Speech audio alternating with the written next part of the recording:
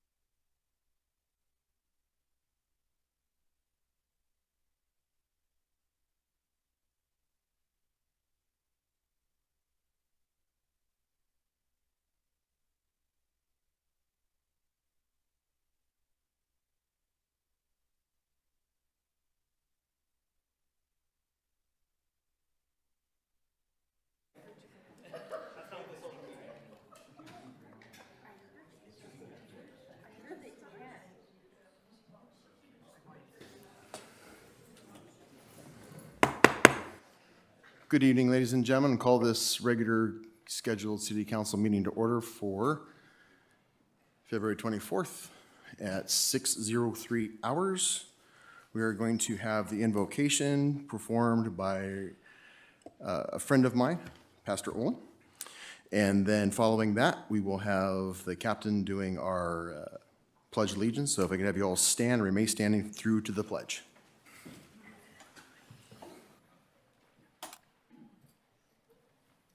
God, we're so grateful to have the opportunity to gather in this place tonight. So in awe of what you've done for us in creating this beautiful green valley that we call home.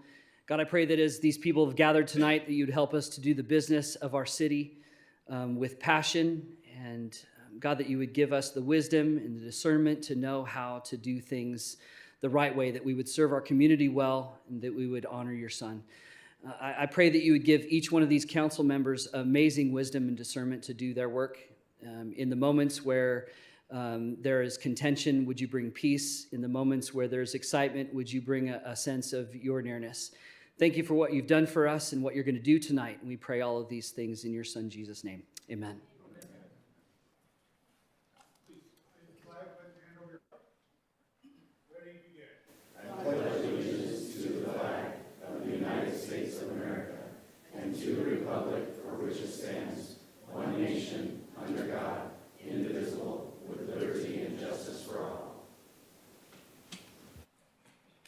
Thank you, Pastor and Captain.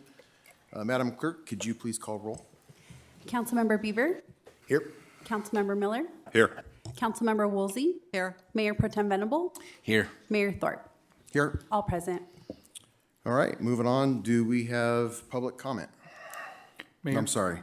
I'm looking at the wrong game plan here. Closed session report. This is Mr. City Attorney. Thank you, Mayor. For item C, under closed session, the city council gave settlement direction by consensus. Thank you. Thank you, sir. Mr. City Manager, any change to the agenda? One change, sir. Item 9 will continue to the March 10th meeting. Copy. Thank you. Special presentation by Director Megan Wolf.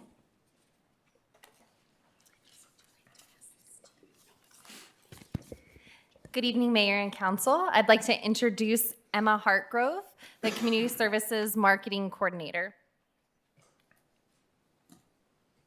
Good evening, Mayor and Council. As Megan mentioned, my name is Emma Hartgrove, Marketing Coordinator for the Community Services Department.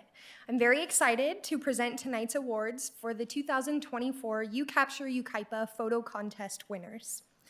The You Capture Yucaipa Photo Contest was started in 2023 as an opportunity to highlight the talent behind the lens and the beauty surrounding our community and residents. There were 3 categories to enter, including animals, scenery, and your community. This year, we were delighted to have had 62 entries. Tonight, we will be awarding and recognizing an overall grand prize winner who will take home a $50 gift card to Rebels Burgers and Brews, as well as a YPAC show, tickets to one of those. 2 first place winners will also receive a $50 gift card to Rebels Burgers and Brews. 3 second place winners will be taking home $35 gift cards to Toscano's. 3 third place winners will take home $20 gift cards to Chai Coffee, and there will be 3 honorable mentions. I ask that each photographer called will please come up to the podium to receive your certificate and prize. Following the presentation of all awards, please stick around to take a photo with council. The top entries that were selected for honorable mention are, from both the animals and scenery categories, Alan Ramelli.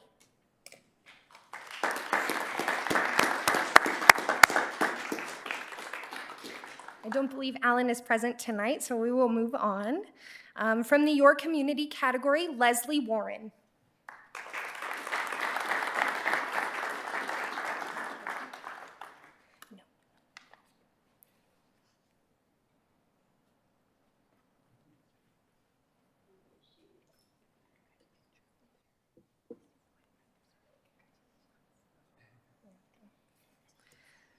Our third place winners from each category are from Animals, Esther Crandall.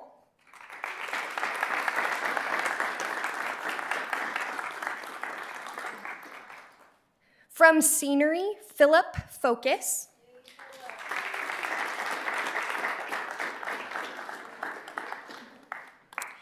And in your community, Anna Lambert.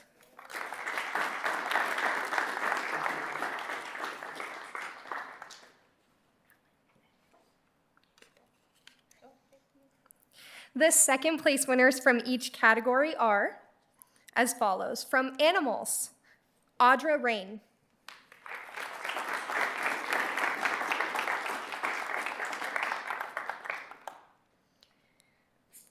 From Scenery, Leah Minderhout.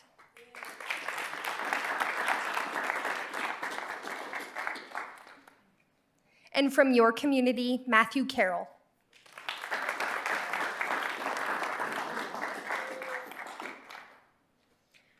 Our first place winners are Brad Westwood for his outstanding capture in the Animals category.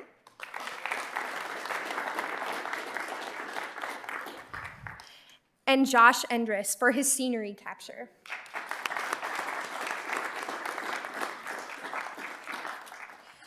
One image truly stood out to the judging committee and was selected as our grand prize winner. This year's grand prize winner of the 2024 You Capture Yucaipa photo contest is Audra Rain for her amazing capture titled Yucaipa Sandlot.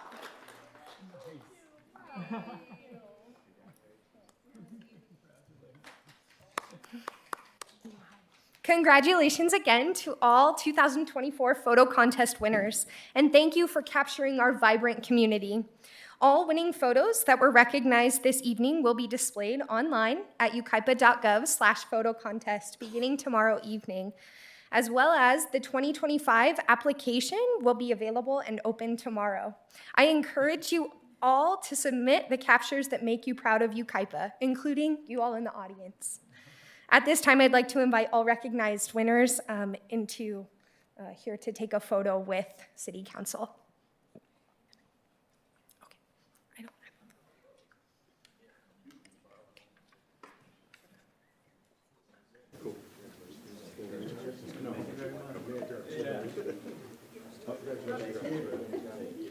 Family members, please feel free to come take photos of your winners as well. Here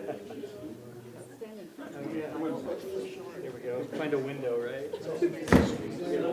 Sorry. You're good. Not where we're going. Oh, that's okay. Next to Miller. Yeah, that's perfect. Yeah, there you go. Who do I look at? Yeah.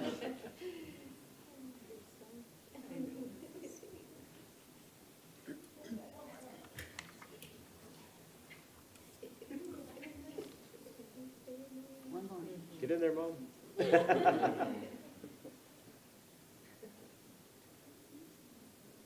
Got it. Thank you, everybody.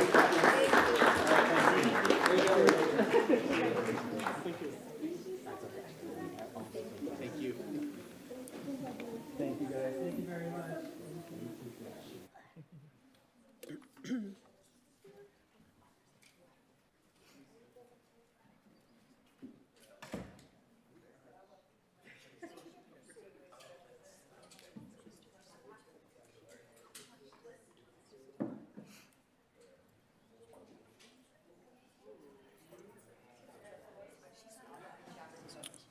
Okay, moving on to our next item, which is our public service update, starting with Captain Walker.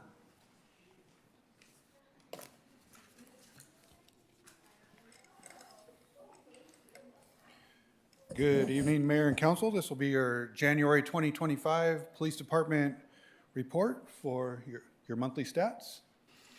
So in the month of January, the Police Department had 3,959 calls for service. That's an increase. If you remember my last report, we did a 3-month recap for the end of 2024. So it's a pretty decent increase for us for the month of January. Again, if you remember, as we progress towards these warmer months, our calls for service tend to go up. We had a 6-minute average response time to emergency calls for service. And then I wanted to highlight here that the lieutenant and I and Sergeant Ford, who's in the background, is kind of our man behind the curtain, doesn't get recognized enough, but he does a ton of work for us over at the police department. And we're constantly looking at our calls for service and looking at our deployment schedules and how we can best deploy our resources to meet the needs of the community.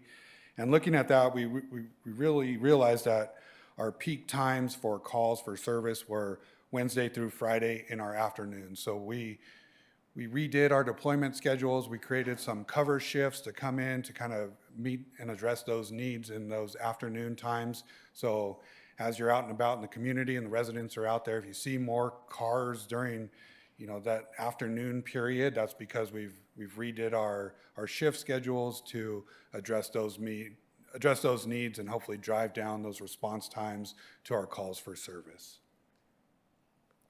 Our Part 1 crimes for the month of January, we had 20 assaults, 7 burglaries, 24 theft-related calls or larcenies, and 8 motor vehicle thefts. Arrests for the month of January, we had 106 arrests, 82 of which were adult bookings in one of our county correctional facilities. Our most common arrests during the month of January were narcotics-related offenses, weapons violations, arrest warrants, and domestic violence-related incidents. Traffic enforcement for the month of January, we wrote 240 traffic citations. We investigated 26 traffic collisions, and we had 6 DUI arrests for the month of January. In addition to that, we also did several primary collision Office of Traffic Safety operations during the month of January. Those were 3 of those operations were targeted primary collision factor operations. So if we had one of our biggest primary collision factors is speed throughout the city, so they were targeting things like that, speed, running stop signs, running traffic lights, things like that. So those are targeted operations to things that we can tie back to being primary collision factors throughout the city.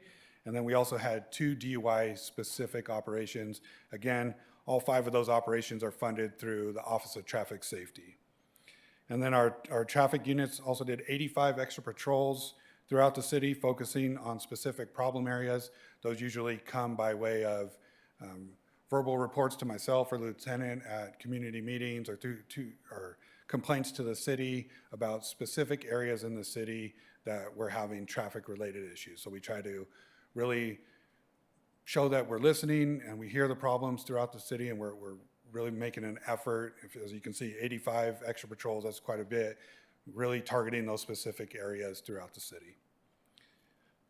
Our SOP team for the month of January, they had 36 transient calls for service. They had 16 complaints that came in through the City of Yucaipa app. 6 subjects accepted some form of assistance, and we had 1 placement for the month of January. The team made 36 arrests, and they issued 5 citations. The team made 9 business contacts, and they did 59 park-specific patrols and vacant property checks in the month of January, really just targeting those vacant homes throughout the city that we've identified that are problem homes for us, that are vacant, and trying to hold those property owners accountable. And then, if you remember my last update, the success story, I believe it was for December of last year, the team was helping an individual obtain some legal services and some medical paperwork to help this individual get a source of income through the government. The team continued those efforts, and we're able to help that person get that last document or documents signed and done so that they can finish that process and hopefully start getting some of that government assistance and get this person off the street. So just seeing that all the way through the end is, again, I just want to highlight one of the, those success stories that team has. There's a lot of them, but this one was for the month of January. And with that, I'd be happy to answer any questions anyone may have. Doesn't look like it. Thank you very much, sir. Appreciate it. Thank you, sir. Appreciate it. Chief Malinowski?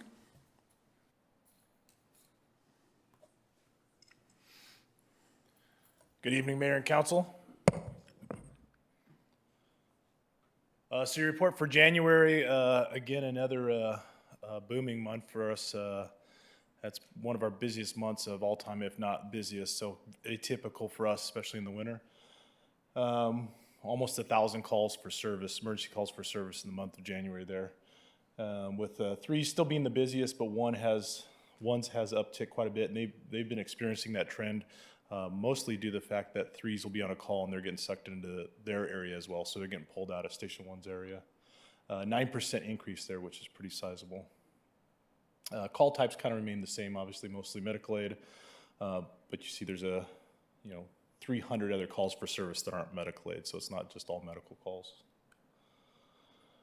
Some significant incidents, more significant on our Yucaipa bulletin than actual significance, but we did have a trash compactor fire at Ross, which we did save the building, so I don't know how you write that up, a $50,000 loss to a trash compactor and a multi-million-dollar save, so good job, I guess. TC rollover we had up here with our PD counterparts, and then obviously in January we upstaffed for weeks on end for PSPS and fire, covering behind for fires and covering our front yard for fires as well.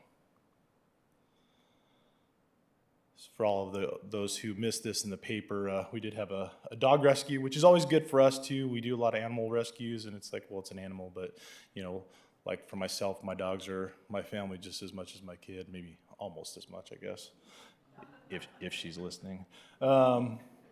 But we did end up rescuing the dogs, but gives the guys a good chance to go through their technical rescue skills as if that was a human and go through the same process, that high risk, low frequency event.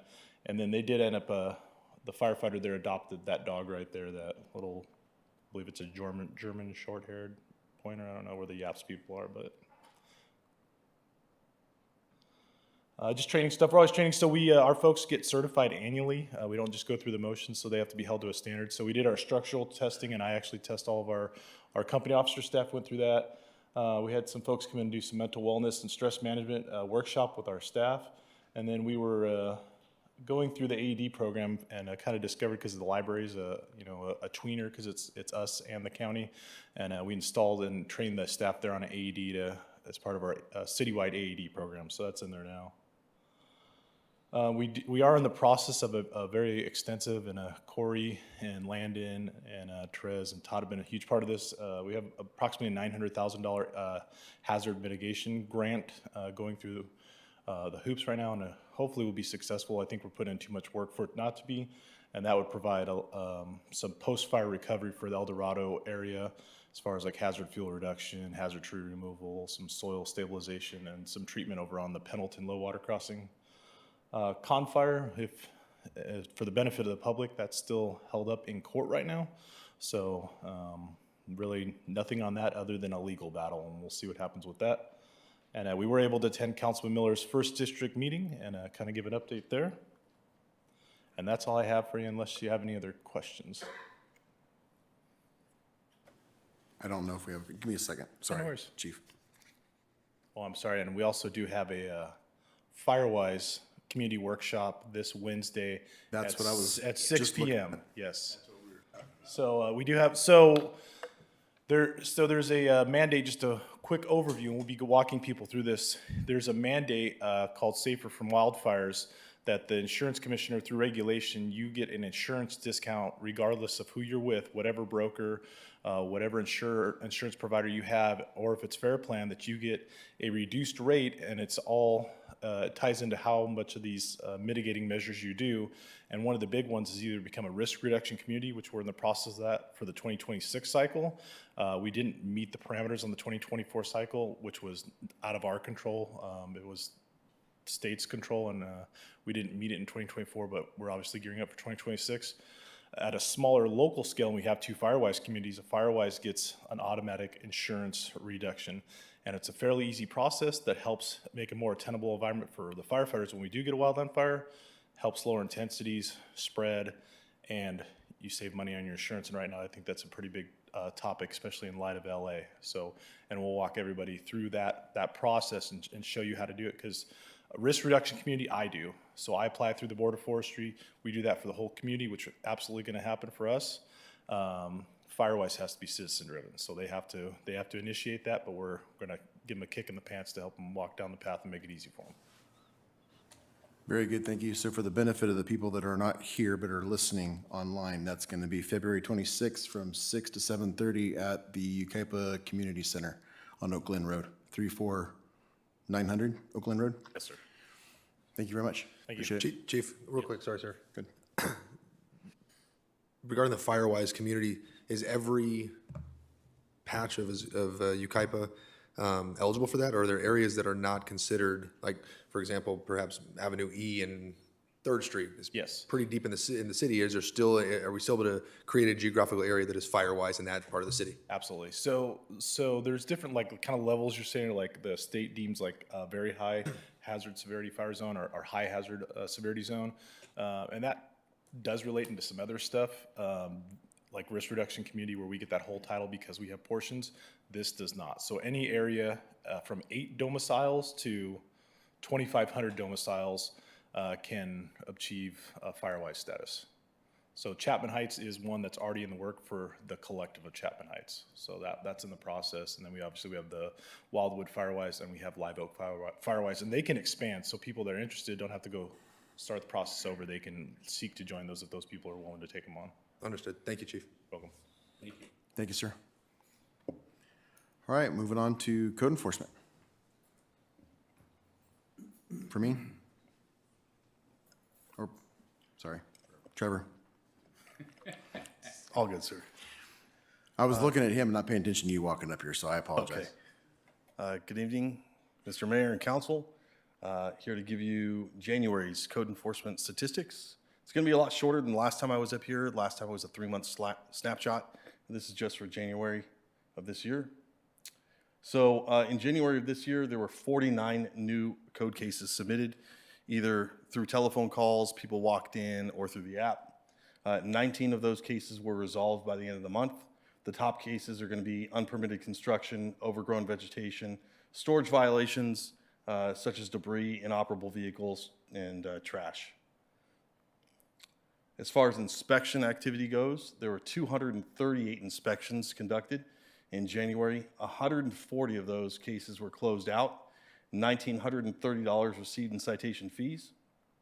There were 2 comprehensive mobile home park inspections, 3 poultry ranch inspections with no violations, and a notable element was the point-in-time count, which was conducted in January of this year, which we're hopeful that we have some preliminary idea on the numbers, but we think we're going to be pretty successful this year.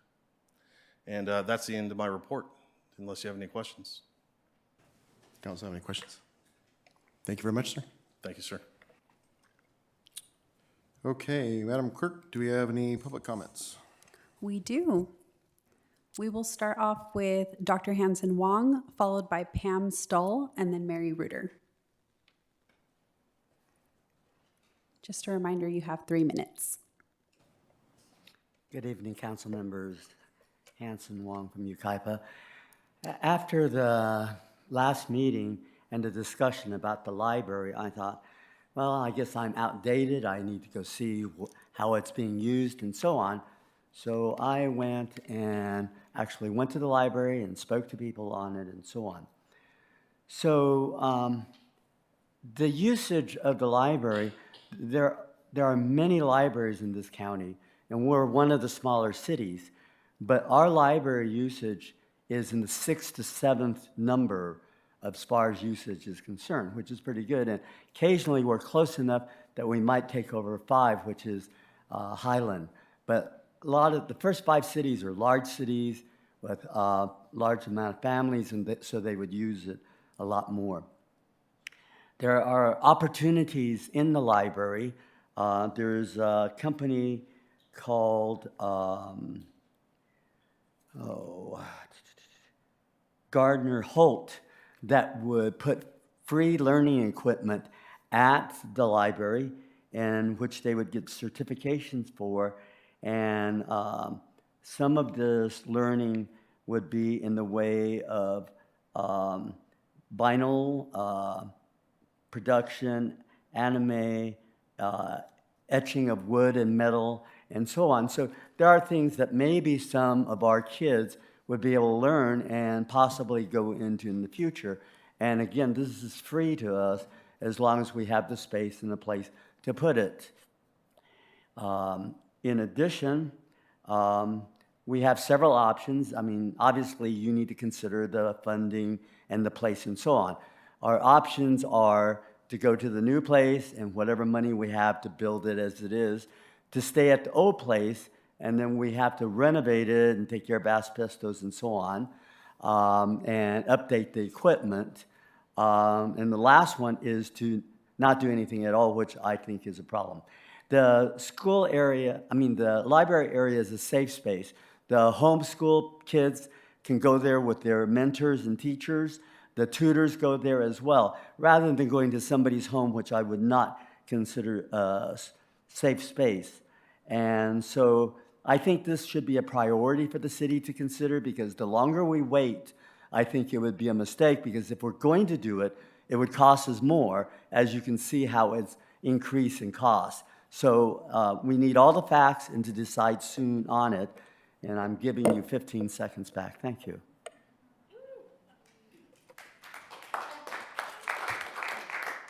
Pam Stull, followed by Mary Reuter.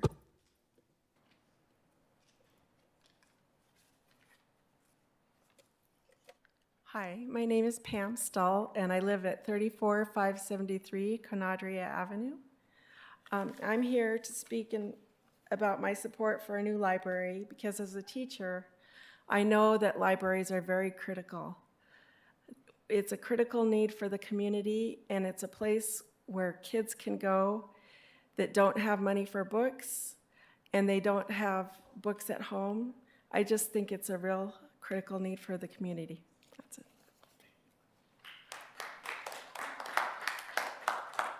Mary Reuter, followed by Amy Simmons.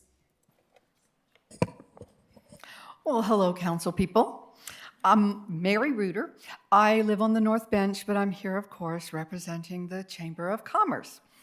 And I've heard about some rumblings and complaints and concerns about one of our councilmen and about one of our city employees. So I'm here to talk really quickly in support of both of those people with regard to the chamber. The Chamber of Commerce meets with Ryan Miller on a regular basis. In the past 7 months, since we've had a brand new Chamber of Commerce Board of Directors, Ryan has always been there for us to ask questions, to just get ideas from, and he has worked with us tirelessly. He has answered the phone and responded to our emails and our phone calls outside of business hours. So I believe that he is truly, and the chamber believes, it's not just Mary talking, this is the chamber, that Ryan is an invaluable employee in Yucaipa. And we want to make sure that he knows, and the council and the rest of the city staff knows, that the chamber is here to support wonderful people within the city. I've also heard some rumblings about our new councilman, Bob Miller.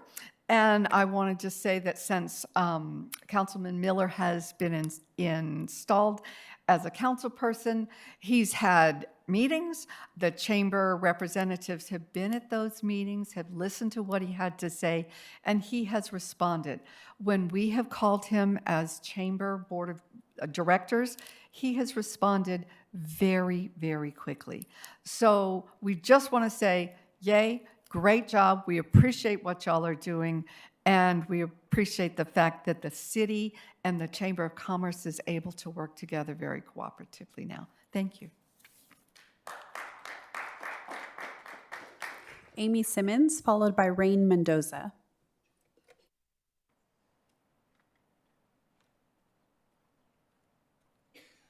Hi, Amy Simmons, President, Yucaipa Valley Friends of the Library.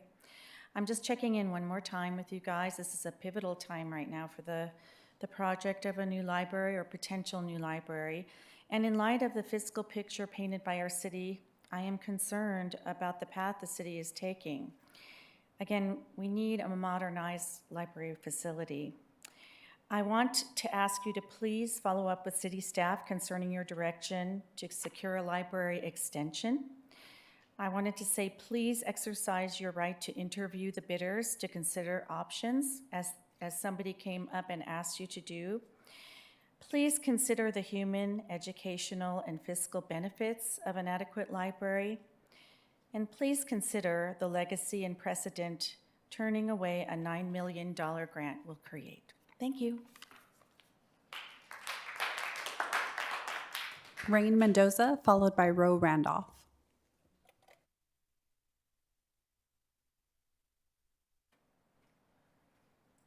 How does this work? Do I just, okay.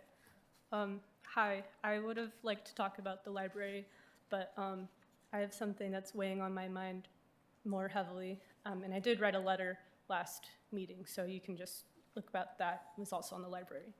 I'm here to address the situationship with the current administration. I'm referring to on the federal level.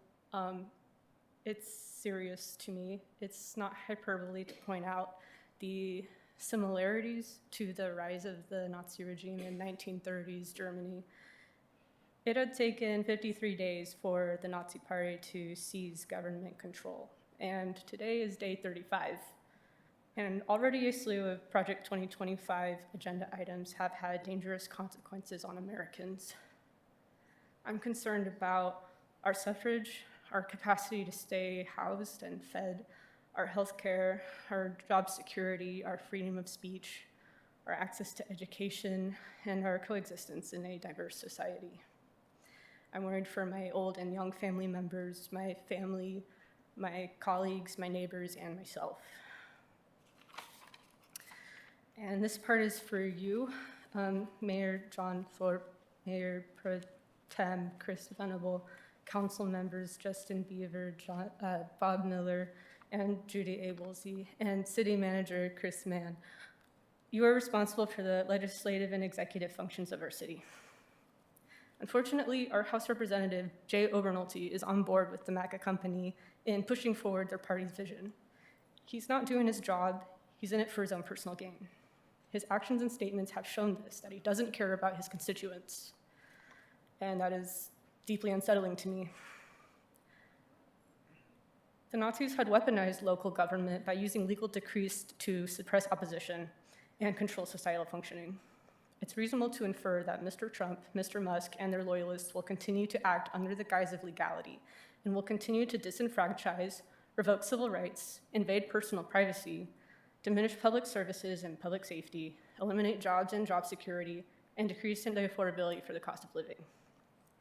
So I'm here to urge you to not comply and to not stand aside for them if and when they or any of their supporters escalate their actions into our city.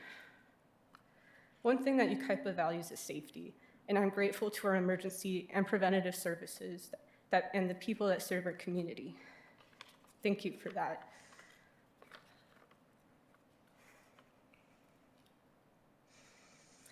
I just urge that if you are incentivized by those people, to stand firmly and foster integrity and peace in our city. Thank you.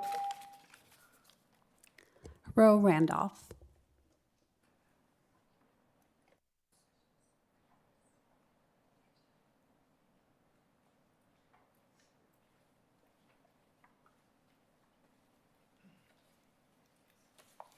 Hi, I'm Ro Randolph. First of all, I don't even know anybody really. I don't know just the titles, but I want to do a recap from my mind and hear myself say this out loud. So we had warehouses that didn't go.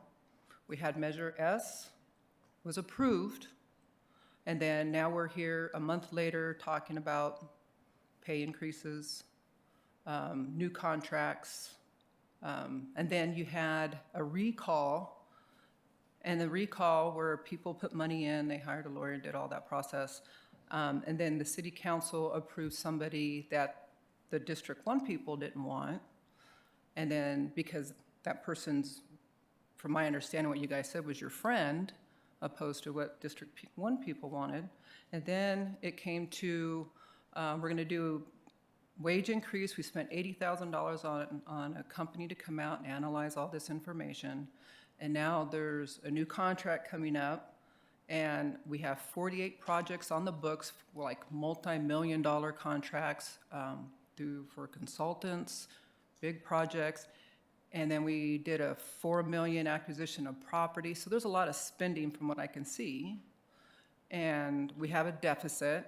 And then you did the Measure S and tell people we're getting ready from a fire department, we're closing down the pool, we're doing all these things if you guys don't do that, but then you guys are going to do pay increases and have these outrageous contracts.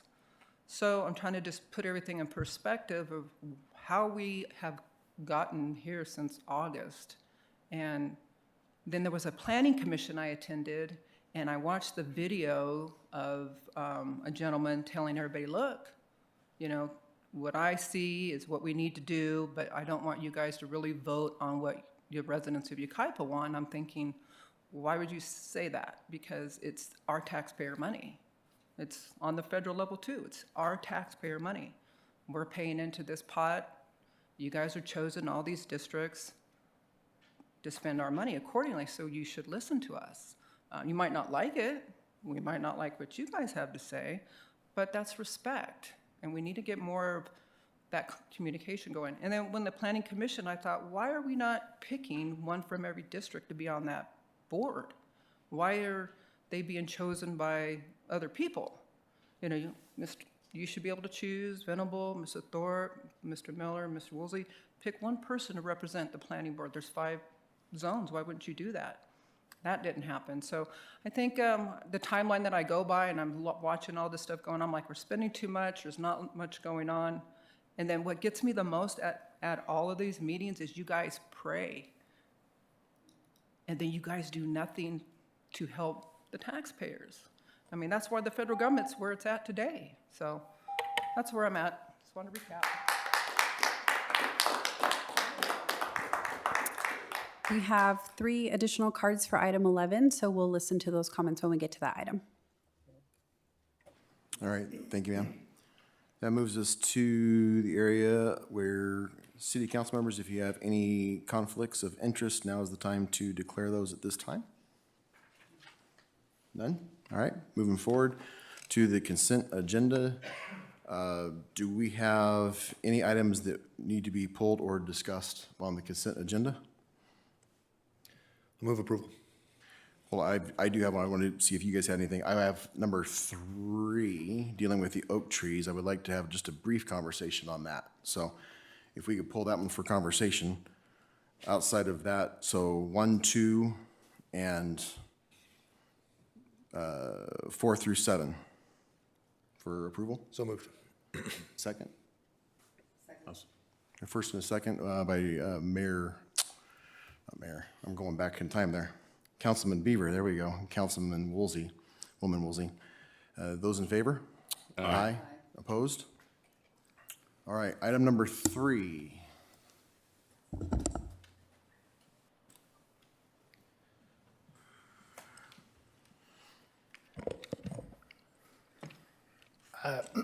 Thank you, Honorable Mayor and Planning City Council. Today I bring before you case number 24-001, an oak tree permit for the removal of 12 Tucker oaks from the subject property.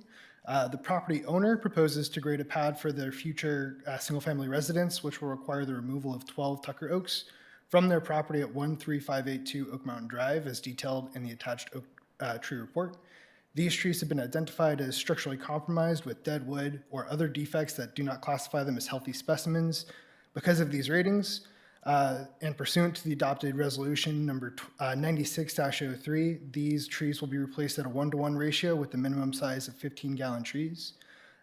Further, mitigation will require that 3 additional trees be protected and placed during the grading of the pad.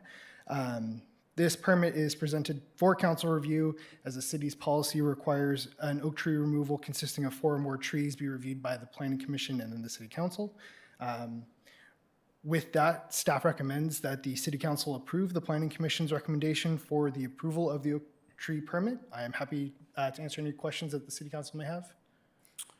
So from my seat, my question for you, a couple, is that at one point in time, I had asked that the ordinance related to the oak tree be revisited and brought back.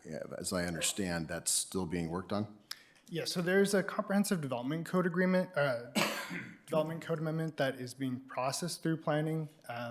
Some of the policies that have been outlined by Mayor Thorpe have been implemented by staff, including any dead trees. We don't require mitigation, same with hazardous oak trees, but those will be codified and included in the development code update.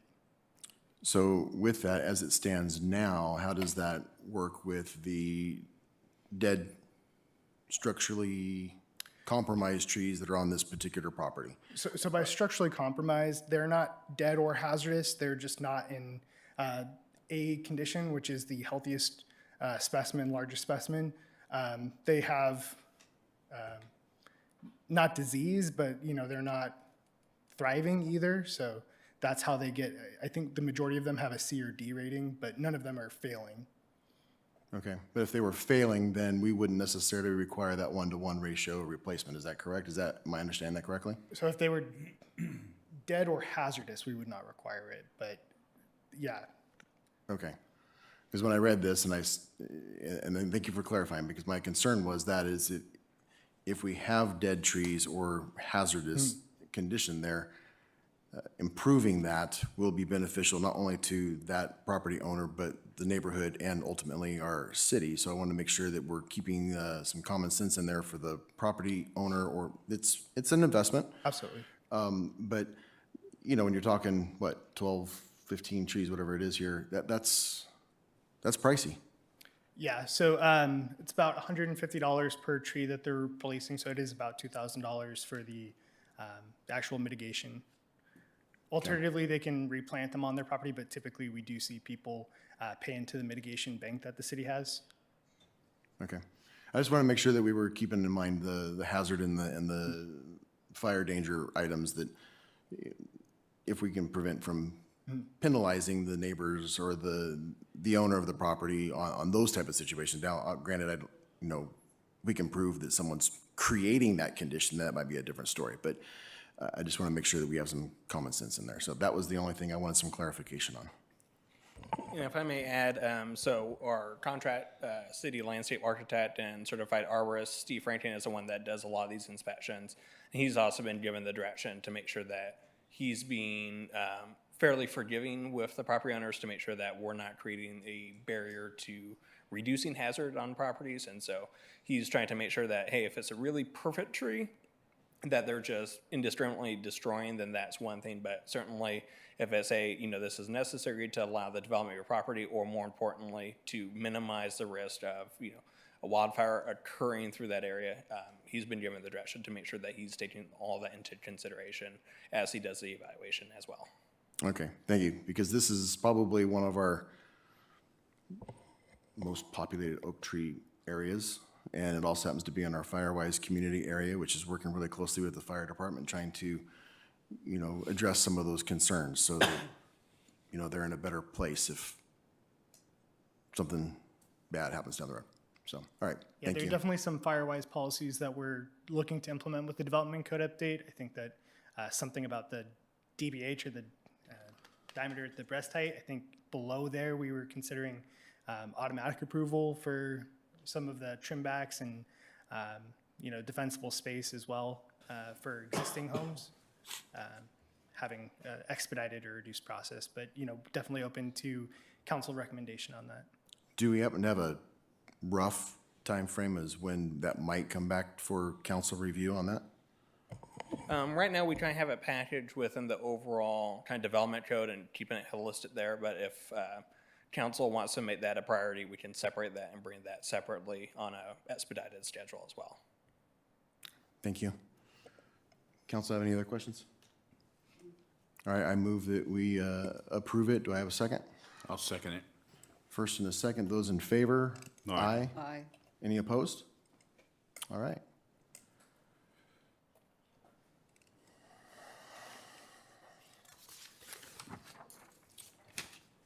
That moves us to item number 8.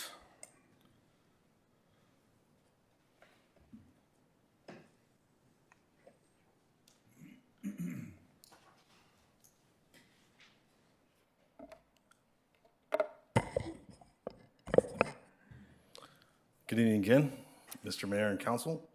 I'm here tonight to discuss an exciting opportunity for the city and for its residents. Over the years, the Code Enforcement Division has accumulated hundreds of what I call historical cases and violations with zero resolution. What typically occurred in the past with these type of cases is a code enforcement officer is alerted to a violation by various means, either observed, reported, or referred by another agency or department within the city, and during the investigation, it was determined a violation or violations did exist. Code enforcement would issue a citation, and for whatever reason, the property owner would not correct the issue, and citations continued with no resolve. These continued citations would occur every time a reinspection was conducted, which is about every 14 days. And in many cases have gone on for years and years. These uncorrected violations pose a continued risk to our community, create blight within the community, and have accrued fines burdening the property owners. Under the proposed program, property owners and other responsible persons with outstanding municipal code violations may submit an application to have accrued fines waived if they correct the underlying violations by May 15th. I should have mentioned under the proposed program, which is the Yucaipa Fine Forgiveness Program. So these violations have to be corrected by May 15th. The program, the Yucaipa Fine Forgiveness Program, includes eligibility criteria, an application review process, provisions for on-site inspections to verify compliance, and a mechanism for waiver of fines upon confirmation of compliance. Staff believes this program will encourage prompt correction of outstanding violations, reduce the administrative burden associated with ongoing code enforcement actions, and ensure that properties are maintained in accordance with the law. The proposed resolution adopts the program as detailed in Exhibit A and authorizes the city manager or his designee to implement and administer the program. The fiscal impacts of this fine forgiveness program are potential reductions in revenue derived from collecting fines, but also anticipated cost savings from reduced administrative and enforcement activities. While the city will waive outstanding fines for qualifying participants and forego potential collection of those amounts, staff anticipates the benefits for the improved property values and property conditions, reduced code enforcement workload outweigh any loss of fine revenue. It's staff's recommendation that council adopt Resolution 2025-04, approving and adopting the City of Yucaipa's Code Enforcement Fine Forgiveness Program, which sets forth procedures and eligibility requirements for waiving outstanding fines associated and correcting violations. Thank you for your time, and I'm here if you have any questions. Council have any questions? Not so much questions, comments. Since I had asked that staff begin doing the public safety updates and including code enforcement, and it was highlighted the fines generated, if you will, or fines collected as a result of code cases. It's been suggested that the city is trying to use that as a source of revenue. So I'm very pleased to see that that is clearly not the case. The intent behind the program is to gain compliance, to be in compliance with the law of the city. A lot of our code enforcement, or rather our municipal codes, have a lot to do with safety, and we want to make sure that the citizens are safe, that our fire and police officers are able to access properties when necessary. So I'm not sure whose idea this was, but I'm glad it's happening.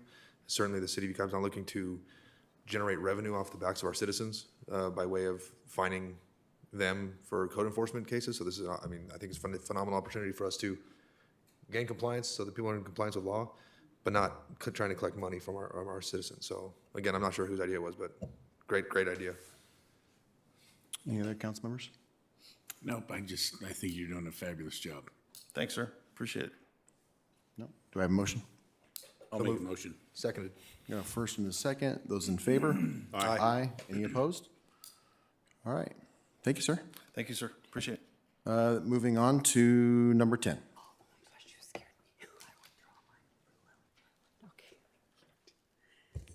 Sorry. You're fine, ma'am. Okay. Item number 10 is the request for proposals for city attorney services. The city council voted during the February 10th closed session to solicit proposals for city attorney services. Direction was given for staff to return to this city council meeting with an RFP that had a 30-day timeline. This RFP solicits proposals from qualified law firms interested in providing city attorney services to the city of Yucaipa. If you turn to page 96 of your agenda packet, we have a proposed selection schedule. The RFP would be distributed on Tuesday, February 25th. The proposal submittal deadline would be Monday, March 17th. There would be a review period from Tuesday, March 18th through March 20th. The city council would then interview the finalists at the March 24th city council meeting, and the award of legal services agreement would be in April of 2025. That concludes my presentation. The RFP is attached. If the city council has any specific questions, I'm happy to answer them. Thank you. So this is no reflection of current council's performance. Legal counsel's performance. This is an effort to revisit our contracts and make sure that we're getting, we're doing what we're supposed to be doing. So there's two things on this that I would like to make a motion for, but before I do any of my council members have any comments related to this? Can we have an ad hoc committee with two of our members? That was one of the things I was going to bring up. So I move that we accept this and move it forward, and then we have an ad hoc committee where we have to have two representatives from council. And I was going to suggest myself and Councilmember Miller. I don't know if there's any others that want to chime in on that, but.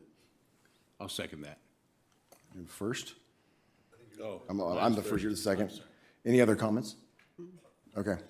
So those in favor? Aye. Aye. Any opposed? Okay. So moving on to item 11, Mr. White. Mr. Mayor? Yes. I'll be recusing potential conflict. I'll be going into the other room over there. Please come to me when we're done. Okay. City Attorney? Sir. Do we need to have him recuse himself from the entire item or just that one particular item? Either of those are acceptable. He has chosen to recuse himself from the entire item, Mayor. Okay. All right, moving forward. Where's your, sir? Good evening, Mayor, members of City Council. Item 11 is the fiscal year 25 mid-year budget status and requested adjustments. The fiscal year 25 budget was adopted in June of 2024. A lot has happened since that point in time. We know a lot more about our financial situation than we did at that point in time. We are using this mid-year as an opportunity to reset and pivot towards a balanced budget in fiscal 26. Alternatively said, fiscal 25 was not balanced when it was adopted. It will not be balanced at any point during fiscal 25. However, fiscal 26 will be balanced. We're using this as a runway to say, okay, this is where we're headed in 26 and hitting the ground running.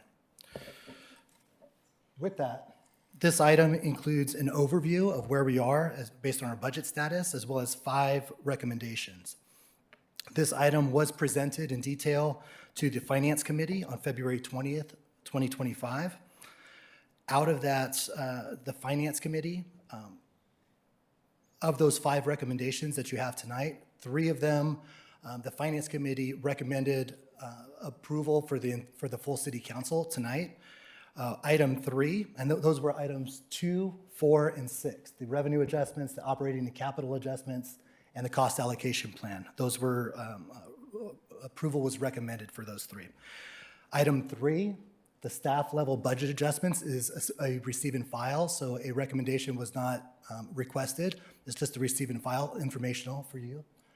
And then item number 5, we did have a Finance Committee member recuse himself from this item, and as such, we did not request an approval or a request for approval of that item as well. We thought it would be better to discuss it in more detail with the full council tonight. So that's what we're going to be covering. We're going to start with a quick overview of budget to actual, where we're at. This is a snapshot as of 12/31/2024, so 6 months of our fiscal year. What we did was we took the budget, divided it in half, and compared actuals. If everything came in exactly right, we would be about 50% of budget for the year. But the timing of cash flows and spending varies throughout the year. But this is general fund revenue specifically. Overall, we had $36 million estimated for fiscal year 25 in revenue. So half of that is about $18 million, and currently we're tracking right at $11 million. That sounds like we're under, but we're not, because for property tax specifically, we're right on target. For sales tax, there's a 3-month delay in the receipt of that sales tax. So it looks like we're under by $1.5 million, but really we just are missing 3 months because of the timing of when we get that revenue. So we're right on track with the sales tax as well. Franchise fees, it looks like we're right on. We're actually above because the timing of the franchise fee revenue is more towards the end of the year. We'll get more at the end. And the reason that we're tracking more than normal is because of the solid waste increase in the franchise fees. So we're receiving that. But our original estimates, apples to apples, we are tracking right where we thought we would be.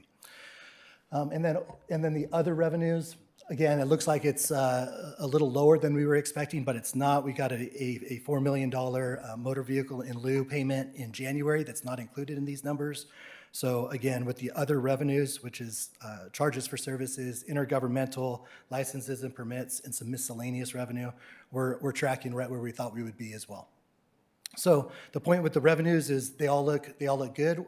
We're doing exactly how we thought we would be. These are over the course of time,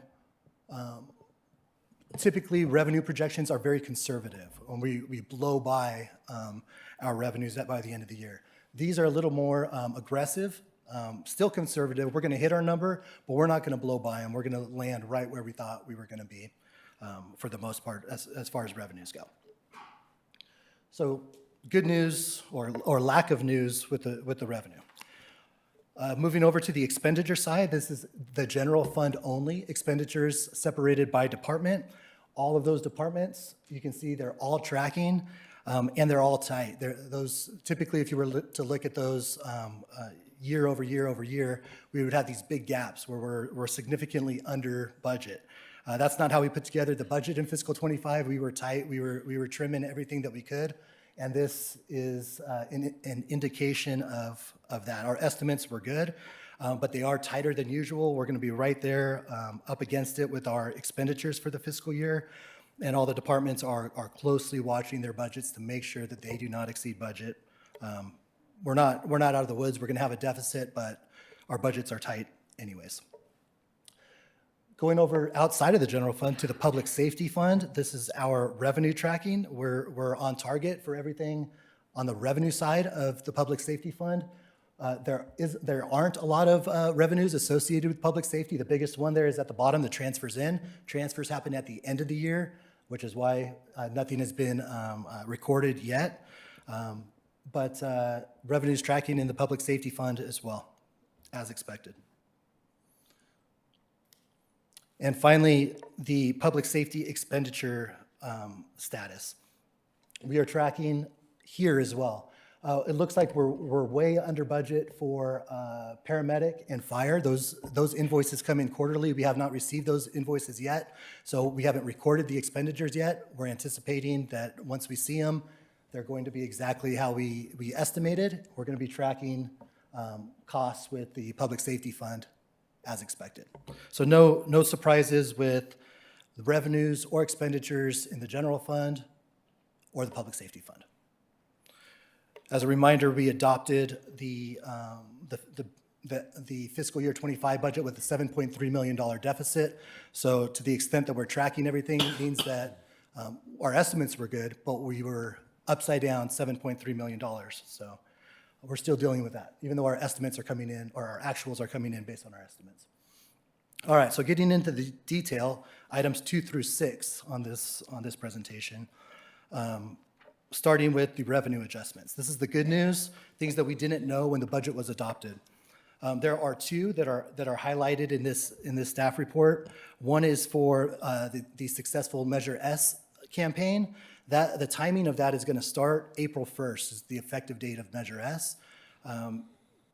Because of that timing, and our fiscal year ends in June, we are anticipating $500,000 in fiscal =25 related to Measure S. So $6 million is an annual estimate because we only have, we're going to get a month of revenues. We're requesting a budget increase on the revenue side of $500,000. This is unrestricted money, lands in the general fund. All unrestricted money lands in the general fund. The second one is the solid waste franchise fee. For fiscal =25, we are anticipating increased revenue of $2.1 million. And so the total, also unrestricted money, the total in the general fund on the revenue side in the mid-year is an increase of $2.6 million. That is recommendations 1A and 1B in your packet. Next item is the staff level budget adjustments. These are our staff level or signature budget adjustments. They don't require the city council's approval. Based on our policy, staff can execute those budget adjustments. Typically, they're for moving funds within the same fund, not adding to the appropriation, just moving from one bucket to the other. Or they could be technical adjustments or mechanical in nature. All of these, even though they're not required to be approved by City Council, we are required to notify City Council. Our method of doing so is providing the log that's attachment 1, and that is recommendation 2, and it's a receive and file. No action necessary, it's just a receive and file on that item. All right, the recommendation 3 increases the budgeted appropriations for both operating and capital in fiscal '25. On the operating side, we have a couple of cleanup items related to the Information Technology Internal Service Fund and the public safety fuel cost for public safety. We also have a more significant item, a $350,000 increase to our utility budget. The rates, as everybody knows, utility rates have increased significantly, and we are about 80% through our annual budget on the utility side. So we're asking to replenish that by $350,000. That's citywide utilities, not only City Hall, all parks, all facilities, citywide. We're asking for an increase of $350,000. Those are operating costs. Over in the capital column, we have 4 items. The first is a money to be set aside for a strategic plan consultant. Best practice with a strategic plan is to not do that in-house, is to hire a consultant. The process takes the better part of a year. In order to start the procurement of that consultant, we would need budget to be set aside. Because that's a council goal in the calendar year of '25, we thought it would be a great time right now to get going. It's going to take the better part of a year, but we can start working towards the future now rather than waiting for next fiscal year. The second item there, the mobile generator, that is during the power outage last month, it became apparent that we needed to continue business. We needed, especially if there's going to be multi-day power outages. Here at City Hall, we had no power. All of our laptops were dead. All of our desktops wouldn't start. We were down. We had people here, but as far as executing transactions, we were unable to do so for 3 days. Not only here at City Hall, but around at all of our facilities, power was out everywhere. And so this is an item where our Director of Development Services went out and looked at what would a permanent generator cost, what would be the lead time to get that stationed at City Hall, or what would be the benefits of a potential mobile generator. As we went through that process, what the mobile generator would be able to do is it's mobile. And so if City Hall has a power outage, it can be transported to City Hall in approximately 45 minutes, be up and running. If it was needed at a festival or as part of emergency management at a different site, the mobility would allow us to take that generator wherever it was needed. From a cost standpoint, the mobile generator was just under $300,000 and required 4 to 6 months lead time to have in place. It's permanently installed on a trailer that would be housed at the city yard. The permanent option was about double that, about $600,000, and required a 12-month period, and also required some extra hurdles as related to permitting and things like that. So staff's recommendation was to, hey, let's go with the mobile. It's the mobility was a key feature of that. Not only, and it's cheaper, and it allows us to utilize it more. Let's see, the fourth item is related to PEG funds. So we have incurred costs, about $33,000 of costs in the general fund. Those costs are PEG eligible, public education and government related. They're equipment costs that are, we have restricted money set aside that can only be used for certain things. Right now, we have $33,000 incurred in the general fund. What we are asking to do is set up a budget in the PEG fund of $50,000, take the $33,000 in the general fund, move it over to the PEG fund, use the restricted money for eligible costs, and reload that budget another $17,000 for additional expenditures throughout the fiscal year. So $50,000 of PEG funds. The general fund receives a benefit of $33,000 of reduced expenditures out of the general fund. And then finally, the fire fund had some equipment failures and is looking for budget to update that equipment. They also have been using their machinery quite a bit this fire season, and things are breaking down, so they're replenishing their, the request is to replenish their budget by $30,000 as well.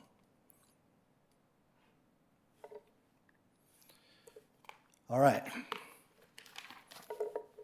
Item number 5, personnel adjustments. So again, this item, there was no recommendation from the Finance Committee because of the member recusal of that item. So we'll go through these in a little bit more detail, but basically, I've broken them all out by department, so in chunks by 4 or 5 different affected departments. Feel free to ask questions at any time. But the resolution that's attachment, or the 2 resolutions, attachment 2 and 3 in the item, redline all and highlight all of the changes in these. So starting with our Community Development Department. One thing that I'll highlight by department is how many new positions are being added. And in community development, the answer is none, no new positions. The first one that's being requested is a vacant director position. The director is an authorized position. You have authorized that position in our annual salary resolutions. It hasn't been funded in a couple of years due to budget constraints, and it's a vacant position. It hasn't been filled since 2019 is when the previous director retired, and it has not been refilled since that point in time. So we are asking that it's already authorized. We are asking that it's funded, and so we can fly that recruitment to fill that position. The second item relates to the council member's recusal. This is reallocating an analyst position, changing the title and compensation range for the existing analyst of a range 28 to a manager range 43.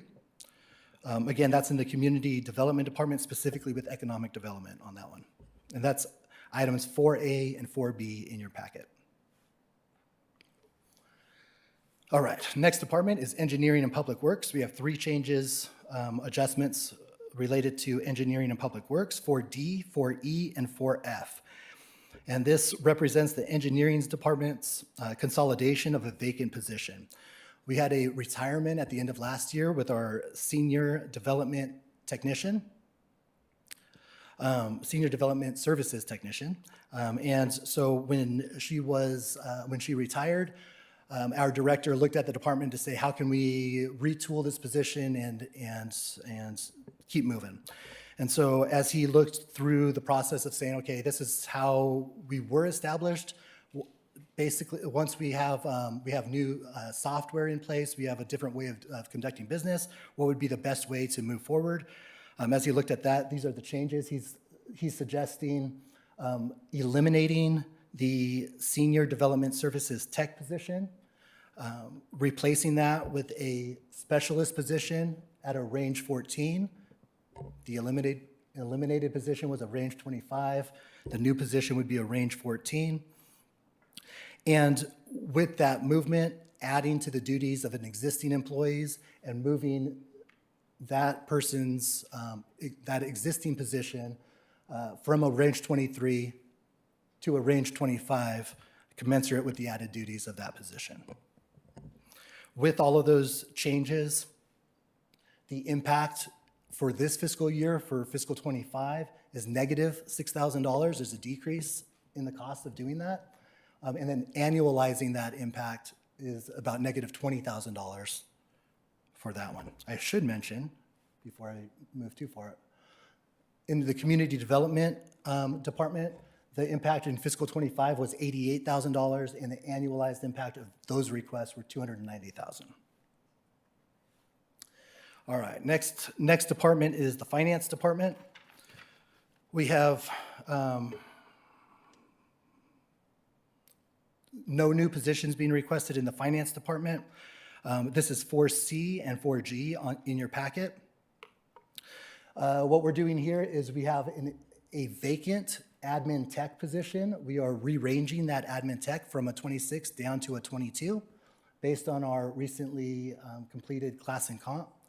And what we see the new duties of that position going forward. Again, it's a vacant position, but we're getting ready to fly that position as well.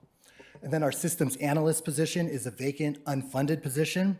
We're asking that that be funded, and instead of calling that a systems analyst, we're looking for help with our procurement and contracts area, and so we were asking for a retitle to procurement and contracts analyst. No change on the range. And again, that one's a vacant position. Just for visibility, that one is not anticipated to be filled until the new fiscal year, but we're taking care of all the components of it. The request is to take care of all the components of it now. And again, no new positions. Our next department is general services. There's one change there. It's not a new position. This is funding a previously defunded position. This is a IT specialist. Our IT department rolls into general services, and we are requesting that that position be funded. The impact of that is a $40,000 impact in 25 and $129,000 impact annualized. Those financial impacts include both salaries and benefit estimates for each one of those. And our last department is the public safety department. This is outside of the general fund. We have two changes there, 4I and 4J. One is simply a name title change for the employee from an accounting assistant to the assistant to the fire chief. And then the second one is a new position. This is the one new position being created through these requests. This is the emergency management assistant position, and that's being created to assist in emergency management. The impacts to the public safety fund are $29,000 in fiscal 25 and $95,000 annualized.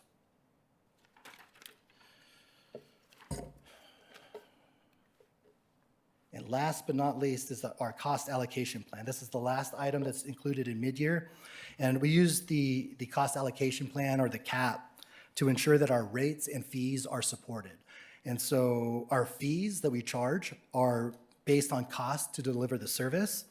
And the cost allocation plan matches the costs of central service with the correct activity. And so what we do is we have an external provider, a third party, go through our entire cost allocation plan, and based on all of the inputs and assumptions, they provide us how much should be allocated to each activity. In our general ledger, the cap is posted at the fund level. And what that means is if everything's in the general fund, all the cap charges, they wash out. To the extent that something's outside of the general fund and being charged the cap, then you will see that in our ledger. It's not washing out, it's outside, so it's coming back in to the general fund. It's important this year because police services is now in the public safety fund, not the general fund. And so with this cap, one of the significant changes is you'll see the cap being charged to police services because it's no longer in the general fund. Okay, so it's just important to note as you're seeing those numbers. Now, because of the way police is funded through a general fund transfer, if we were to charge the cap and leave it, that fund would not have enough resources to pay it. We'd have to post a transfer back to the general fund for the payment. And so this is going to be a tracking mechanism to say this is the cost of doing business in Yucaipa, but we're not going to charge the fund, just to send the money to the fund so that they can send it back. So it's informational, but it gives us the best information available to say this is the cost of doing business in Yucaipa. Little bit dense information there, but that's mid-year 25. Again, the highlight is 25 was adopted with its significant deficit. We're going to do slightly better than that significant deficit, but it's not going to be balanced. Fiscal 26 will be balanced, so that's when we'll see the benefits of all the work that's been done with Measure S, the franchise fees, all the internal stuff that staff has been doing. Will pay off when we talk fiscal 26 budget. Happy to answer any questions. Thank you, sir. Council have any questions or comments? Starting from my right. Thank you, Mr. White. Good presentation. I want to talk about the strategic plan consultant, $100,000 request. If approved, this is our financial strategic plan was an adopted goal with this council for our annual year 25. If we're paying $100,000 to a consulting firm, then we set up the parameters. Let's find a consulting firm that will give us our report in time for us to make actionable their recommendations.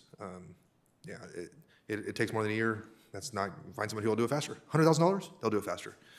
That's my recommendation, because I don't want a consulting firm setting the terms of their $100,000 paycheck.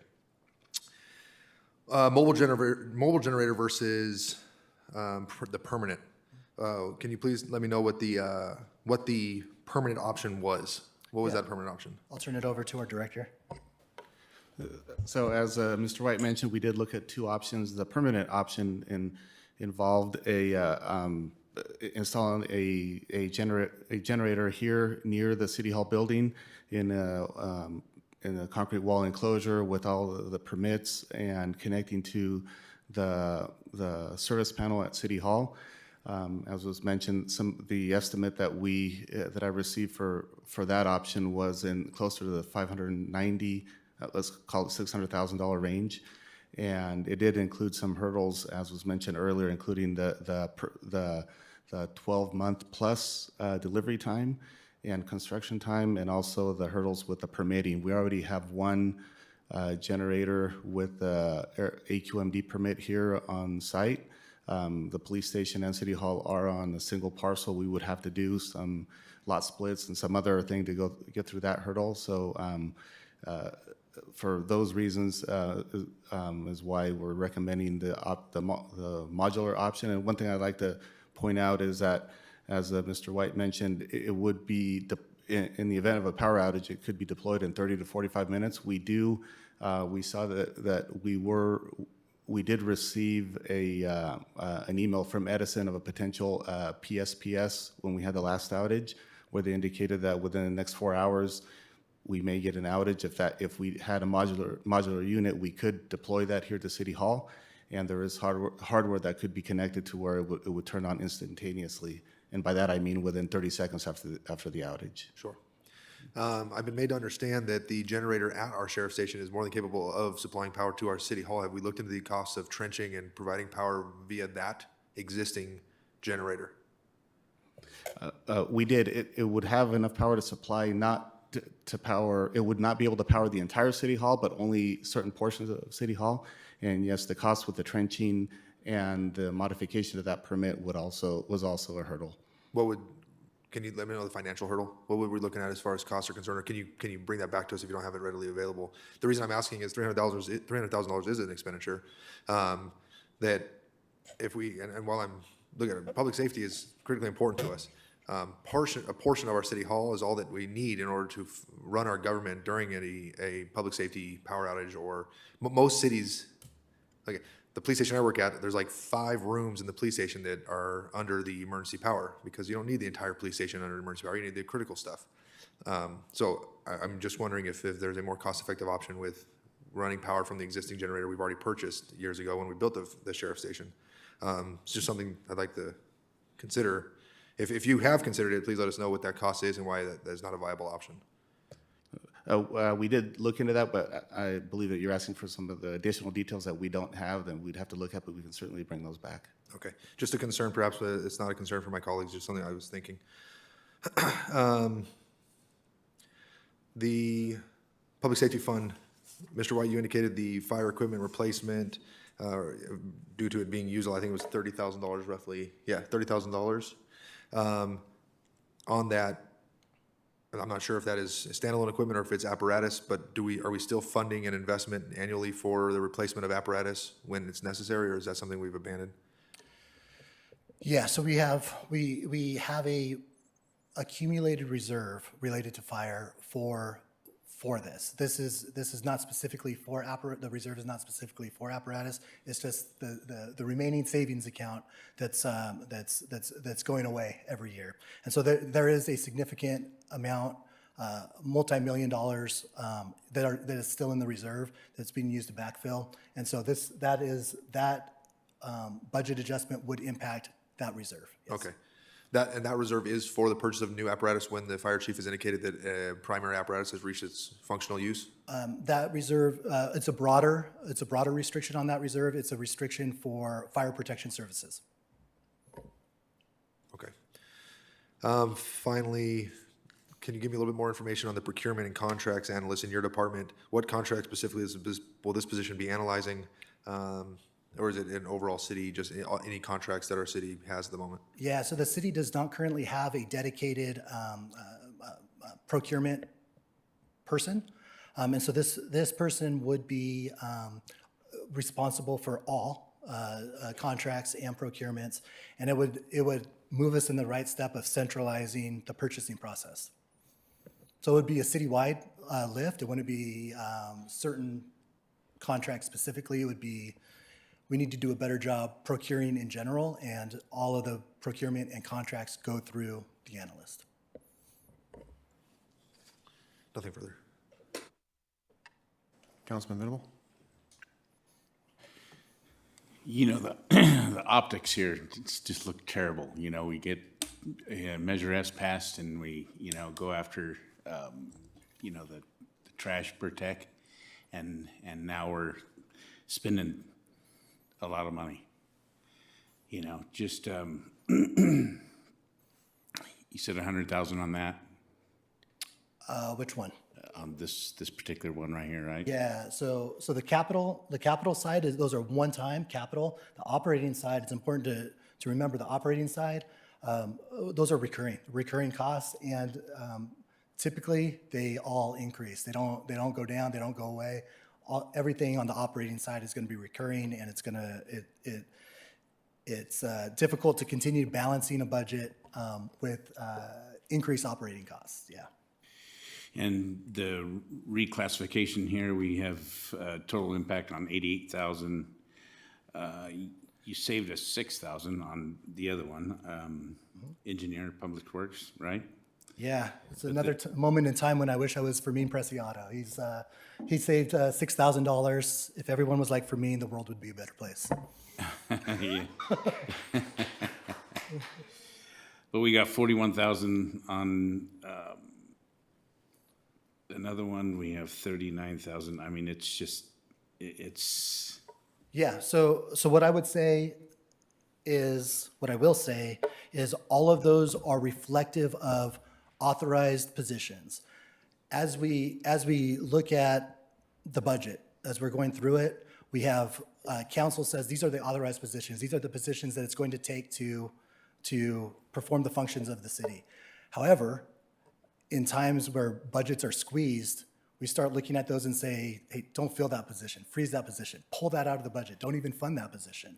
So all of those positions, save that highlighted yellow one, all those other positions are all authorized positions where council has said the city needs these positions in order to operate effectively. Because of budget constraints, we've said, get rid of it, don't fill it, run inefficiently because we don't have the budget. So we pass the tax and we just shove it down our throat right now, right? No, what we did is we said, okay, community, what do you want to do? Do you like the services or do you not like the services? Based on that, we're saying we're going to balance the budget, but we also need to operate efficiently and filling the vacant positions that are necessary to operate efficiently is part of the equation. So why wouldn't you bring this back like next year?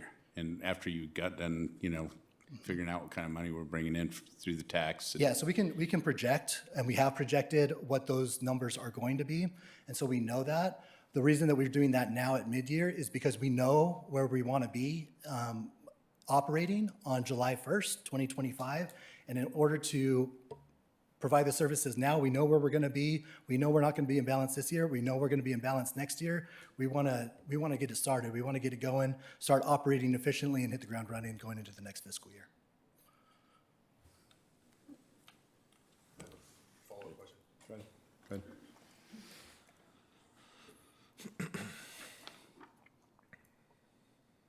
We rely on our finance director to provide us with information so that we can make an informed decision. I don't envy your job because it's hard enough to balance a household budget at this economy, let alone a multi-million-dollar municipal budget. With that being said, I'm going to ask you a pointed question, and I'd like just a direct response, please. From your seat at the 30,000-foot level as our director of finance, and tell me true, can we continue operating without these positions, or from your seat, are these needed in order for us to provide the services to the community that they've come to expect? Yeah, I would say, I forget which one was the first or the second. I would say that we need the positions and we need the positions filled in order to most efficiently progress forward. We cannot continue to operate the way that we were yesterday. We have to change, and part of the balance is when we're adding costs from the finance director seat, man, that's going to make my job a little tougher because we're balancing next year, and how are we going to balance this moving forward? However, to operate efficiently and effectively, we need to fill our authorized positions. These are things that we've looked at to say, in order to operate, we need these things. But if we don't have the dollars, we don't have the dollars. We know the dollars are coming. We can project them. We know where they are, and it's part of the equation. We are going to balance next year with those positions, yeah. So if you run it, like I've always said, if you run it like a business instead of the city, I think that you can run a little bit leaner on certain things and stuff, and this is one of them. I have a hard time swallowing, right when we pass all these, and then you bring that to the table right away. Yeah, the passing of things, the fixing it on the revenue side not only is difficult and painful and requires a lot of work, but it's not immediate. Measure S, it passed in November. We're going to see very little of those dollars in this fiscal year. Yeah, but we're spending it right here. But the positions have already been authorized. We're asking for some of the funding for those positions now. Yes, absolutely. The optics are not great. The budgets are one snapshot, one point in time. The fiscal 25 budget, we whittled it to $7.3 million. The full cost of doing business at the city would have been a $15 million deficit, but we chopped, cut, did whatever to squeak through with a $7 million deficit. So my point is, just because we got through this far doesn't mean that we're great at what we do or even good at what we do in some instances. We got through it. We're going to balance next year. And based on the directors, everybody's input, this is what's needed to operate efficiently and effectively with the entire overlay of nobody wants to hear about a budget deficit next year. No. So we are balancing all of those things and being mindful of all of those things. So the way you've been running right now and stuff, you can't do that for another year until we find, get hard numbers? 'Cause, we can project anything. I can project all kinds of things. Yeah, Yucaipa will be here tomorrow if we don't have these positions. Right. We can do a lot less positions and Yucaipa will be here tomorrow. Most efficient operating is a different question. So would we deliver the best service, the most efficient service would require those positions. Will we survive if we don't have them? Sure, yeah. Mr. Mayor, if I may. Go ahead, sir. Kind of to add on to what Phil was saying, the city has been operating over the past few years in a situation that's not ideal. Could we continue operating that way? Sure, absolutely we could. If the direction of the council was to cut the entire staff by 50%, city would still be here tomorrow. Would we be providing an adequate level of service? I would argue no, we wouldn't. Several years ago, the city had an embezzlement scandal, right? One of the main reasons for that was a lack of adequate staffing in the right places, right? Too many of the same responsibilities were entrusted to the same person without proper checks and balances. To have those checks and balances, you need proper division of functions, right? That didn't exist. An area of similar concern that we have right now is the procurement position. It's unheard of that a city of this size doesn't have a procurement position within the city. Each department is left to grapple with everything they purchase, every contract they bring on, and grapple with what the city's procurement policy is, which is quite complicated, by the way. It is just a matter of time before there's a mistake there that could lead to huge liability for the city. And so, and there's many examples that we're trying to, plug those holes that have been left vacant. I've been given very clear direction from this council in the past about things that you'd like fixed in relation to community development. The community development position hasn't been filled since Paul Toomey left, right? That's probably the biggest ticket item here, right?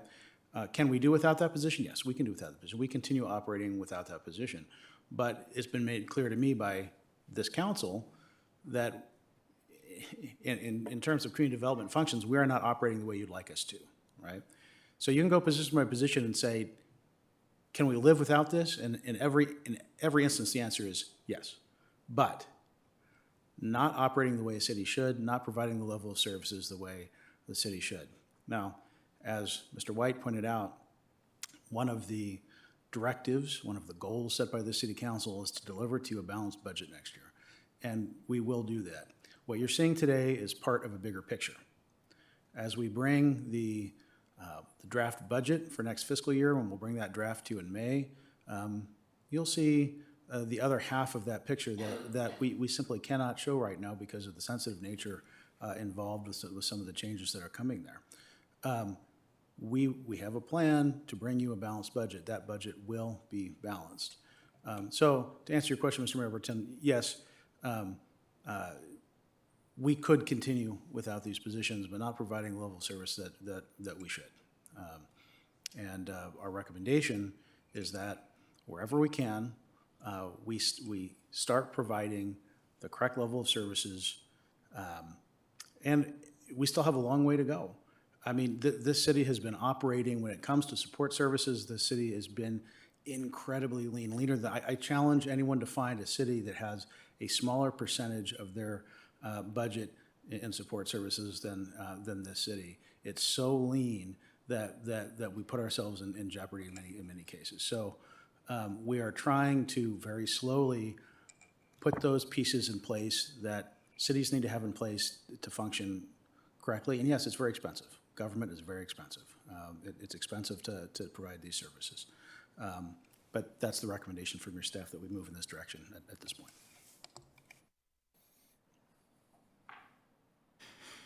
Yeah, sorry. I think my recommendation would be to get budget balanced first before we bring anything to the table. And then once we have it in hand, we go from there. So we still have myself and Councilwoman Woolsey to make some comments or questions. So I'll go and then I'll give it to you, okay? Mine are going to be pretty pointed, okay, to both you gentlemen. I'm going to start with you, Mr. Manager, City Manager.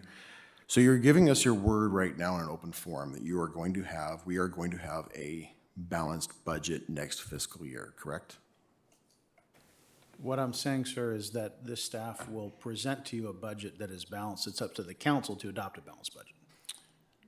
So with these items that we're bringing and looking at, and it's involving spending money, we're making that statement publicly that we are going to present a balanced budget at that time. Yes, sir. That when we begin our new budget in July 1, correct? If we're not, then from my seat, I would say that, we will be on the hot seat, but I believe you will be on the hot seat because you're making that statement publicly. Is that correct? I would agree with that statement, sir, yes. So then, if that does not happen, would we not have grounds to act on such a thing as a council? Sir, you have grounds to act on anything at any time. Okay. Continuing with some of my pointed questions as it relates to 4B.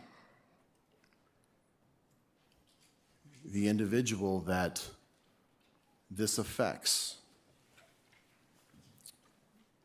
has been working for us for some time now, correct? Correct, probably maybe in the neighborhood of 2.5 years or so. Okay. And working at a level that is out of, say, classification, above his classification. I would say that would be a fair characterization. And in that position, it involves the words economic development. So part of our goals and strategic plan is to balance our finances and to try to figure out other revenue streams and things of that nature. So we've got a tax initiative that went through, yes, and we have the franchise fees, and yes, and those are a different topic to discuss. But in my opinion, those are a Band-Aid to get us to a long-term solution.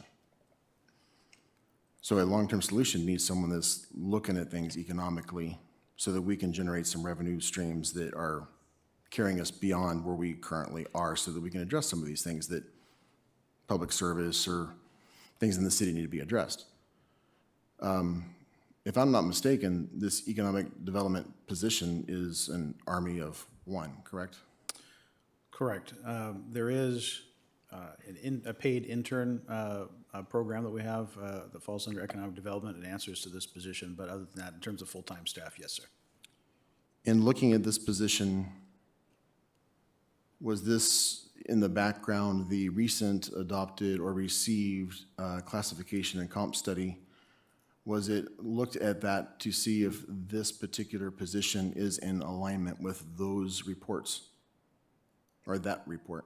I don't have that report in front of me. Okay. I'd like to know if that's in alignment with that, first off. Second, or more than second, at any time, because someone made a reference to this tonight in public comment, at any time have you been given directive from any member of this council or from that particular individual that something needs to be done about their pay? Are you getting directives from any of us up here that that particular person needs a promotion or a raise? Absolutely not. And since you brought that up, I'd like to address that briefly. I'm aware of the optics. This individual has been working for the city about 2.5 years, has been a high performer within the organization, has handled a level and degree of responsibility that exceed the title and salary range that they are currently in. Because of the nature of that work, this person is often handling highly sensitive, high-stakes projects and information, sensitive information, often classified information. This individual is regularly in executive team meetings. None of those things would be true of someone, of anyone else in his current title or salary range. The current title and salary are inappropriate for the job duties and the responsibilities this person is handling. This is something that has been in the works for some time. I just wanted to make that clear.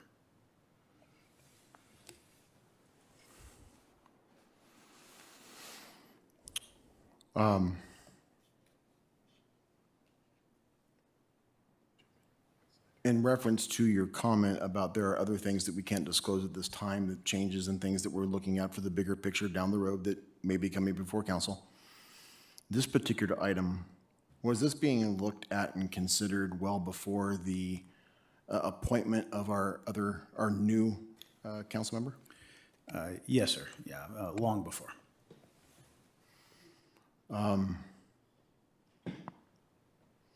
Is it possible, if the direction from council is to go ahead and do this, is it possible that we move into that new title and that new pay scale, that we move into this is not meant to devalue anybody or any work, but move it into the minimum position that gets them in that new classification, rather than say midfield, and revisit it, say in a handful of months after the new fiscal year, to see if we need to make any adjustments to that one way or another. I understand we're working in a different, fulfilling obligations and roles that are beyond that individual's classification. He's working at a higher level. I think it's very important for our future economic development for our city, for longevity and a plan and having finances, because I think we all value having our law enforcement, our fire department, our code enforcement, and many other things in the city. We need a longevity plan and a tax measure and a franchise fee. It doesn't carry us the long haul, in my opinion. Now, I'm not like Mr. White and some of those folks that deal with numbers to that degree, but in my opinion, I think we have to look beyond that. And I do agree with some aspect of this measure just having passed. The optics don't look good, but we also have to look at preparing for that bigger picture a little further down the road. We can't do all these things at once, but I think we have to think about that longevity of our finances. With that, I think I've asked my questions and said my piece. I'll move it to Councilwoman Woolsey. Okay, I'd like to ask the mayor then, are you basically suggesting that we would maybe approve this one situation versus everything, or are we singling out one thing versus everything, or what are we actually? I'm just talking about that particular point. I'm not eliminating all the other items that we've been brought up by other council members or anything. It's just another point to consider when we're looking at all of this. Councilman Beaver brought up several things considering the generator and things of that nature. I have questions about that, but I think he hammered on quite a few of those items. So it's just another thing to consider in all of these recommendations, which considers to be, 5 items and all their subpoints. Okay. So to specifically with that one. Would it be a possibility or something to consider breaking this apart? Or would it be better to either vote one way or the other? Can you maybe clarify what you mean by breaking it apart?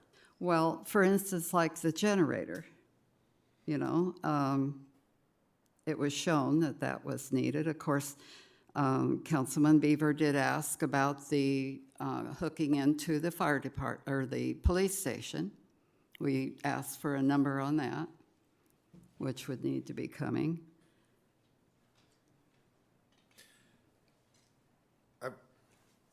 I'm sorry to cut you off, ma'am. Okay. Should this, this agenda item move forward with approval from the council, my question is that, I guess, I asked there's some direct questions about costs, specifically about the extinguisher. Generator. Looks like you're asking for extra people, extra minds. If this passes and we give you this money, and the extra minds could certainly maybe go to finding unique ways to cut the costs of some of these, I'm not in construction. You guys come back to us in a few months and say, hey, we found a creative way and we actually were able to achieve the goal of emergency preparedness, which is another declared goal of this council. And we tied our city hall, not all of it, but key areas, network, the CM's office, I would say our city clerk's office, or city clerk's office. Like at the end of the day, when we had no power here, our city manager wouldn't be able to sign and send an emergency declaration to the council and to the rest of the community because our city government center didn't have any power for him to send an email. We don't need the entire city council, the city hall powered. We need a portion of it. And I got some weird looks from people that think that didn't make sense when I suggested that, but I believe it's absolutely true. I would be willing to guess, or I think I'm guessing maybe 5 or 6 rooms of this city hall need to be powered during a horrible thing. Not the entire city hall, and we're not going to convene a city council meeting in a dark building during a horrible thing. So I don't think we need the entire city hall powered. I certainly think that generator is more than capable. We spent a lot of money on it 10, 16, 17 years ago. It's been that long. You're old, man. I think, and then perhaps, maybe that was some advanced planning on the city councils at the time's part to have a master plan that just didn't get acted on. So I would love to see, should this move forward, city council or city staff come back to us and report, hey, we saved money, we're giving money back, we don't need it all. With that said, I don't think we can vote no on the entire plan. Utility costs have gone up. For us to say we're not going to fund the government's ability to pay Edison means we're going to need that generator because we're not going to have any power. So we need to pay the $350,000 to make sure that we have gas and water and electricity. So I don't think we can say no to the item in its entirety. Same thing with the fuel costs. Our cop cars need fuel. Our fire trucks need fuel. We all pay it at the pump. The government's no different. We have to make sure that the cops show up when somebody calls 911. So the $20,000 needs to be approved tonight. I don't want somebody on 911 saying, sorry, the cops aren't coming. They're walking. Their car broke down. So I don't think we can just say no to all of item 11 in its entirety. I would like to hear some of our public comment. I think we have 2 speakers on the matter before we deliberate further. But I think we're far from having an agreement on this. But at the end of the day, the city of Yucaipa has done very well historically. And I'm not talking about the government, I'm talking about the citizens, of being that client that asks the vendor to give me a discount. Do it for cheaper. Well, what is the industry standard to run a city? It is expensive. We have to decide as a government and as a population, do we want to be the cheap city where services are minuscule, where staff resemble those of DMV employees who are unhappy, underpaid, and overworked? I wouldn't come to work for the city of Yucaipa, I can tell you that. I've seen the books. I know what they pay. I know what they expect you to do. 1 job, 1 position, 5 tasks. No, I'm worth more than that. I wouldn't come to work for the city of Yucaipa. And kudos to you guys who do. But that's the kind of employers we are. Do more. We'll pay you less. No. But we'll give you a plaque at the end of the year because we appreciate it. Mosey, do you have anything else? I guess my only other question would be, does it have to be decided tonight? Well, I don't think we have to necessarily. I guess it could be moved down the road, but I think he's right. We do need to probably hear the public comment too. Maybe they've got some insider comments that we haven't talked about or considered. Right. Public comment? We'll start with Terry Boone, followed by Lloyd Rexted.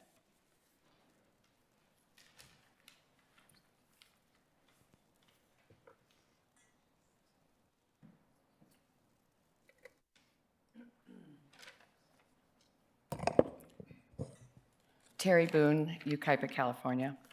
A lot of the discussion has sort of changed what I want to say.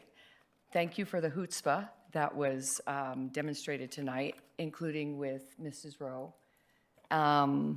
Anyway, in the past 2 years, and I have said this at a prior city council meeting too, our cities and citizens have faced our biggest challenges since becoming a city, including but not limiting to the following: a grand jury report, a sudden replacement of our of Ray Casey, District 1 councilman recall, 2 lawsuits of the city of Yucaipa versus the citizens of Yucaipa, 3 lawsuits with CEQA, 20% increase in fees, a 1% sales tax measure, 33% increase in employee contracts and cost of living. The city spent $80,000 on the report that stated Yucaipa is currently in the top 25% of highest salaries, so a lot of the discussion tonight doesn't make sense to me. The report also recommended increasing in the city's budget, and it would make Yucaipa, a city of 55,000 people, one of the highest paid city employers.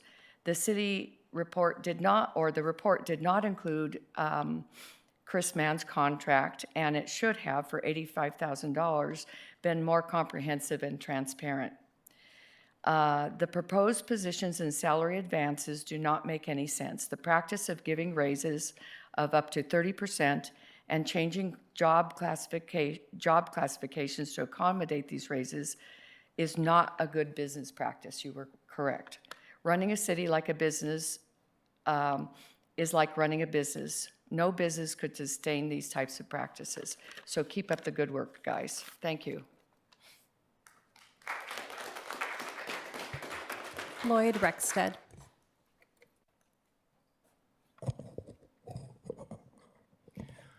I want to address the issue of the midterm adjustment, the budget adjustment. Everyone is critically aware of the reported budget crisis that the city is facing. Yet, in the recommendations from the Finance Committee's report, you are being asked to increase expenditures. Of the 10 staffing adjustments, you're being asked to create 3 new positions, totaling a potential increase of $339,990 per year, and reallocating and raising the salary range of 3 current positions, totaling a potential increase of $111,000 a year. This is the potential increase of staffing budget of $451,000 per year. The position of Housing and Economic Development is being recommended to be upgraded 15 salary steps from step 28 to 43, an increase of potentially $45,900 per year. This level of increase at a time of budget crisis is totally unacceptable. I will acknowledge 4 positions were recommended to either reclassification involving no increase in salary, reduction in salary, or eliminating a position. Downsizing is appropriate at this time. Actually, severe downsizing is appropriate at this time. No responsible business owner would seriously entertain the recommended increases included in this finance report. Please understand that I believe the city staff are entitled to an appropriate living wage. But I know from having personally experienced belt-tightening measures during difficult economic times, the burden of balancing the budget has to be borne by everyone. I believe our city staff are appropriately compensated, given the fact that as of fiscal year 2023, the top 40 salaries in our city hall exceeded $100,000 per year. While the median combined household income for the city is $92,000. That household income often includes 2 incomes, which even magnifies the difference between individual incomes of our current city staff and individual incomes of the citizens of our city. There is no appetite for increasing salaries right now, and I believe the prevailing opinion amongst our citizens is that the council needs to rein in all spending and give a transparent, understandable accounting of all the money being spent. We don't spend budgets. We spend money, and we don't have the money. So please cut the spending.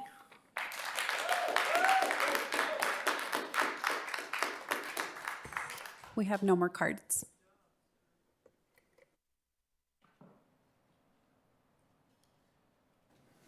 Okay, thank you. So at this point, I guess we bring it back to the council and we need to see if there's a motion or direction to staff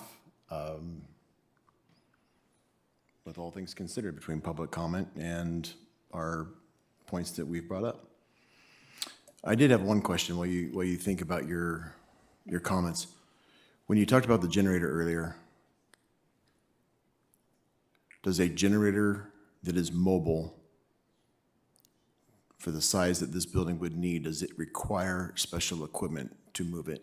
So by us having a generator, do we need now to make sure that we have a large enough truck to be able to transport that? And is that then another cost, or do we have to go hire out for services to transport it? To answer that question, all of our 3/4 ton trucks that we have in Public Works have the ability to tow that trailer and generator. Okay.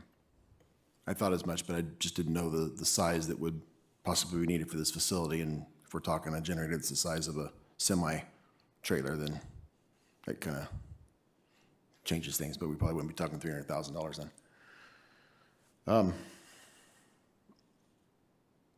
We'll start on my left. Do you have any direction to staff or a motion of any kind? No. Chris? Well, I make a motion that we pass the operating cost for the utilities and the fuel and everything, and then we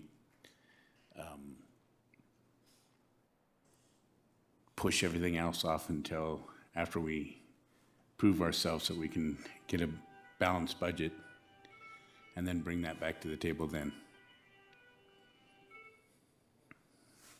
Does your motion include the $30,000 repair and replacement for firefighter stuff?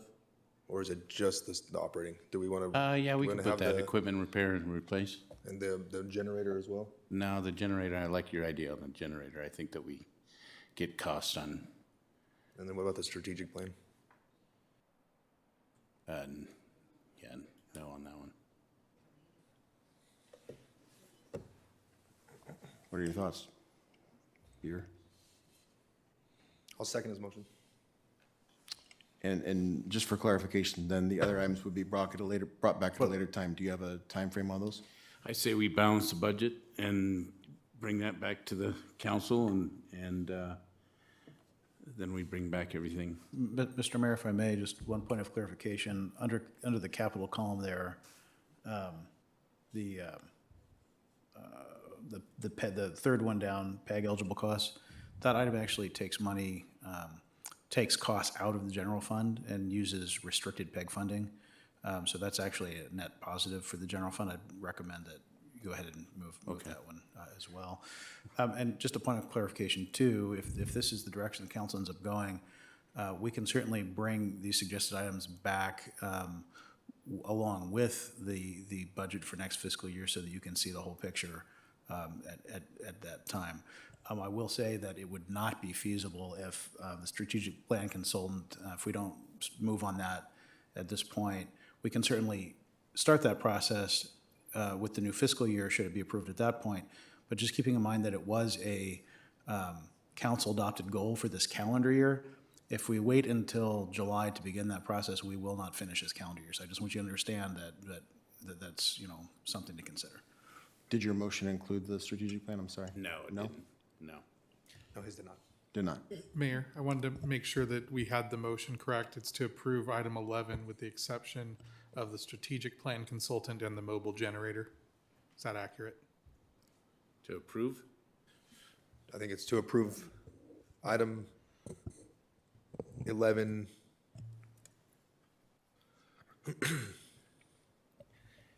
It's to approve that slide. So that Minus slide the is, strategic plan. that slide is number and 3. nothing else. Yeah. Okay, so And you want to nothing approve item 3 under 11, except those two things. Oh, and the generator, yeah. Okay. And the, yeah, not the generator, not the strategic plan. Got it. And then have the generator brought back to us with some better ideas. And the reason I was asking, Mayor, is because item 1 is to approve the budget adjustment for the additional revenue. So it didn't seem like that was controversial. Item 2 is a receive and file.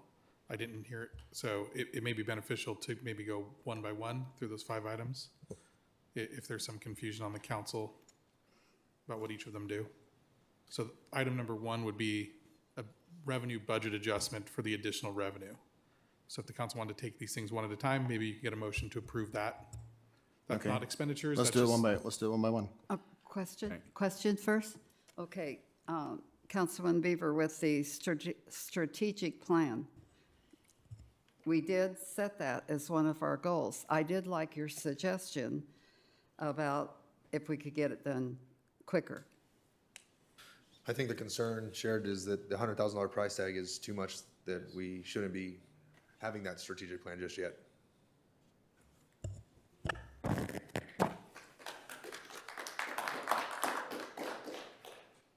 Okay, so item number 1, do we have so that's a receive and file, correct? No, item 1 is to approve a budget adjustment to reflect the additional revenue the city is receiving. So do I have a motion on item 1? So moved. Second. Got a first and a second. Those in favor? Aye. Aye. Any opposed? Okay, so moving to item number 2, it's receive and file. And you could Motion. just deem that received and filed if you'd like. So you don't want a motion on that one? You can have a motion if you'd like, but you Let's don't just need do it so we get it taken. So let's do a motion for that. Okay. So moved. Second? I'll do it. I'll do a second. Okay. Those in favor? Aye. Aye. Opposed? Okay. Item number 3? Those are the expenditure budget adjustments, and that's what this slide is. No. So if you wanted to approve everything except for the strategic plan consultant and the mobile generator, you could make a motion to approve number 3 with the exception of the strategic plan consultant or mobile generator. Approve the expenditures totaling 600. So I think that Okay, was a first yeah. and a second by Councilman Venable and Beaver. Yeah, so that was his motion to approve item 3, less the strategic plan consultant and the mobile generator, and I seconded his motion. Yes. Those in favor? Aye. Aye. Aye. Any opposed? Okay, item number 4. That's the staffing adjustments. So we want to push this off till we can see the budget, revisit it at that time. The only thing I would like to add to that is that we compare that to our class and compensation study to see if it's in line with that report, please. Do I have a motion with that addition? So you're making a motion to push it until after we have a, Correct. To continue With- the item to the next proposed budget for the next fiscal year. Correct. after we have a balanced budget, so. With a comparison to the classification and compensation study as well. Yes, sir, we would bring it back in May when we bring the draft budget, so you could see that the balance, the budget is balanced, so you'll see the whole picture. Yes, sir. So that would be my motion. Do I have a second? I'll second your motion. Got a first and a second. Those in favor? Aye. Aye. Any opposed?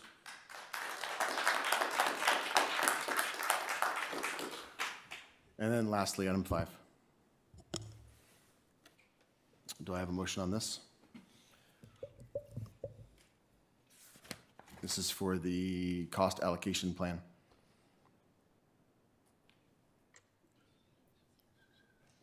That's the method by which you're going to be tracking ins and outs?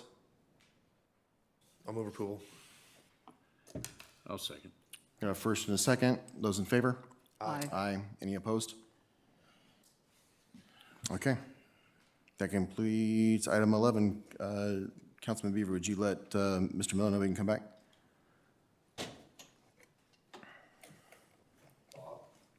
Come on, Bob. He's coming.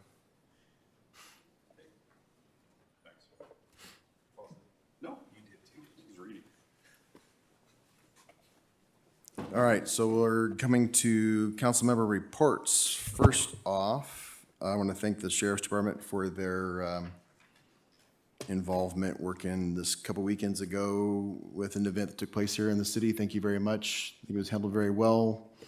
Peaceful conclusion. Thank you to you and your troops.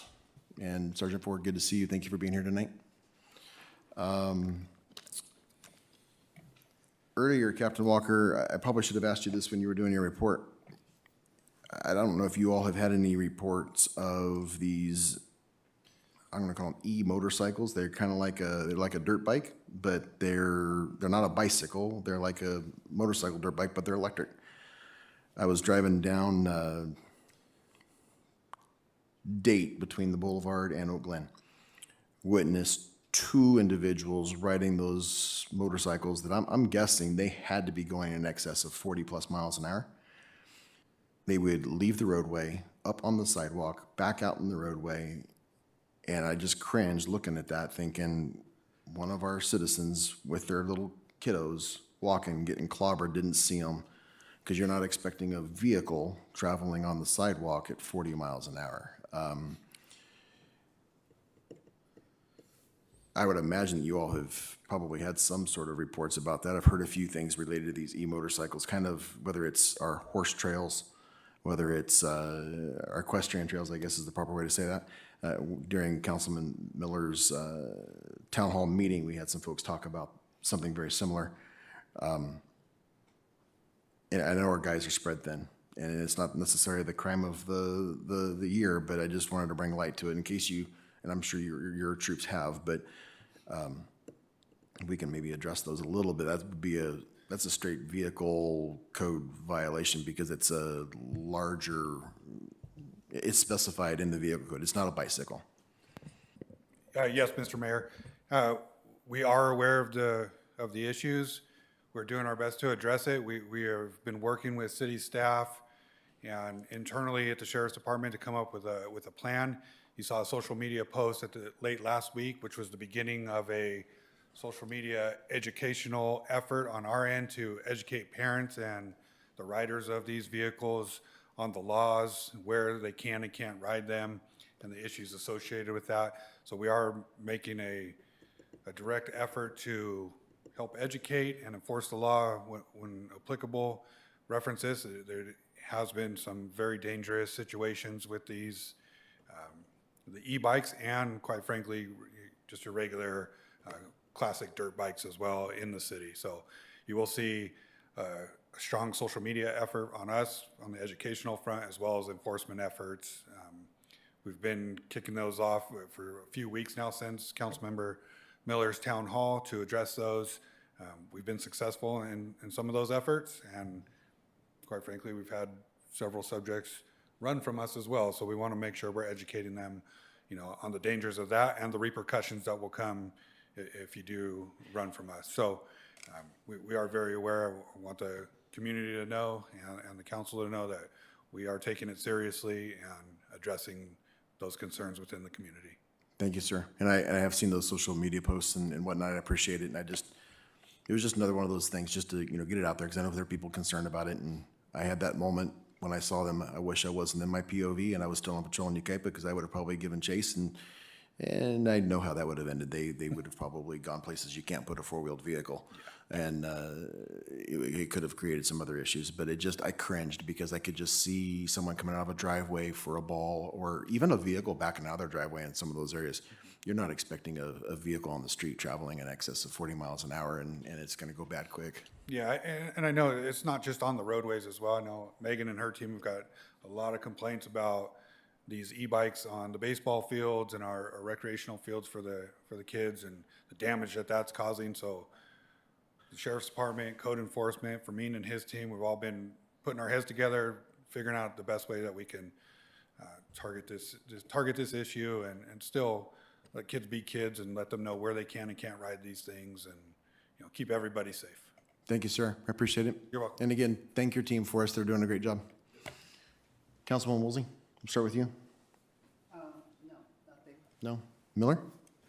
Thank you, Mayor. I just want to take note of, I'd like to recognize our employees at the meetings. And this week, I'd like to Recognize Jenna Campbell. Jenna's a dedicated rental coordinator for our YPAC, and her especially known for her infectious smile and positive energy, and she truly does make work fun at the YPAC, and it's a great place to be. Jenna consistently goes above and beyond to ensure every client leaves happy and that the YPAC thrives. Thank you for that, Jenna. She's often the first point of contact for many concerns, yet it's remarkable how she maintains a positive attitude despite being the last to receive a compliment at times.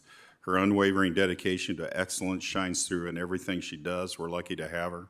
Just last Friday, a client rented the YPAC and hosted an event called Genesis, if you saw how busy it was there. It was attended by 1,700 high school students from Redlands Unified School District.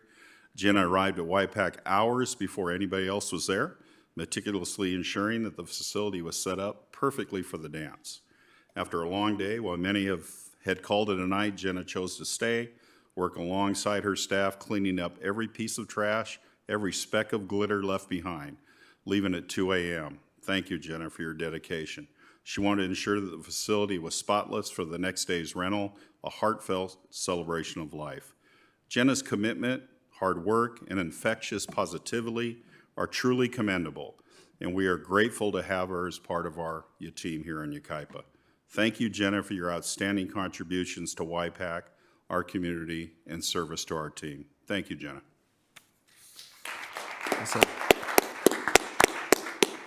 Mayor Pro Tem? These councilmental reports, or are we doing announcements? Either one or both. I mean, they're right next to each other, so. All right. Well, Megan, can you come up here just for a second? We got a lot of events coming up to the YPAC. Can you fill us in? Oh, I would love to fill you in on all the events coming up to the YPAC. So this Friday is Emo Night. It is a sold out event, or it previously has been sold out, and there are a few tickets left. So if you're into black nails and pushing people in a mosh pit, this is for you.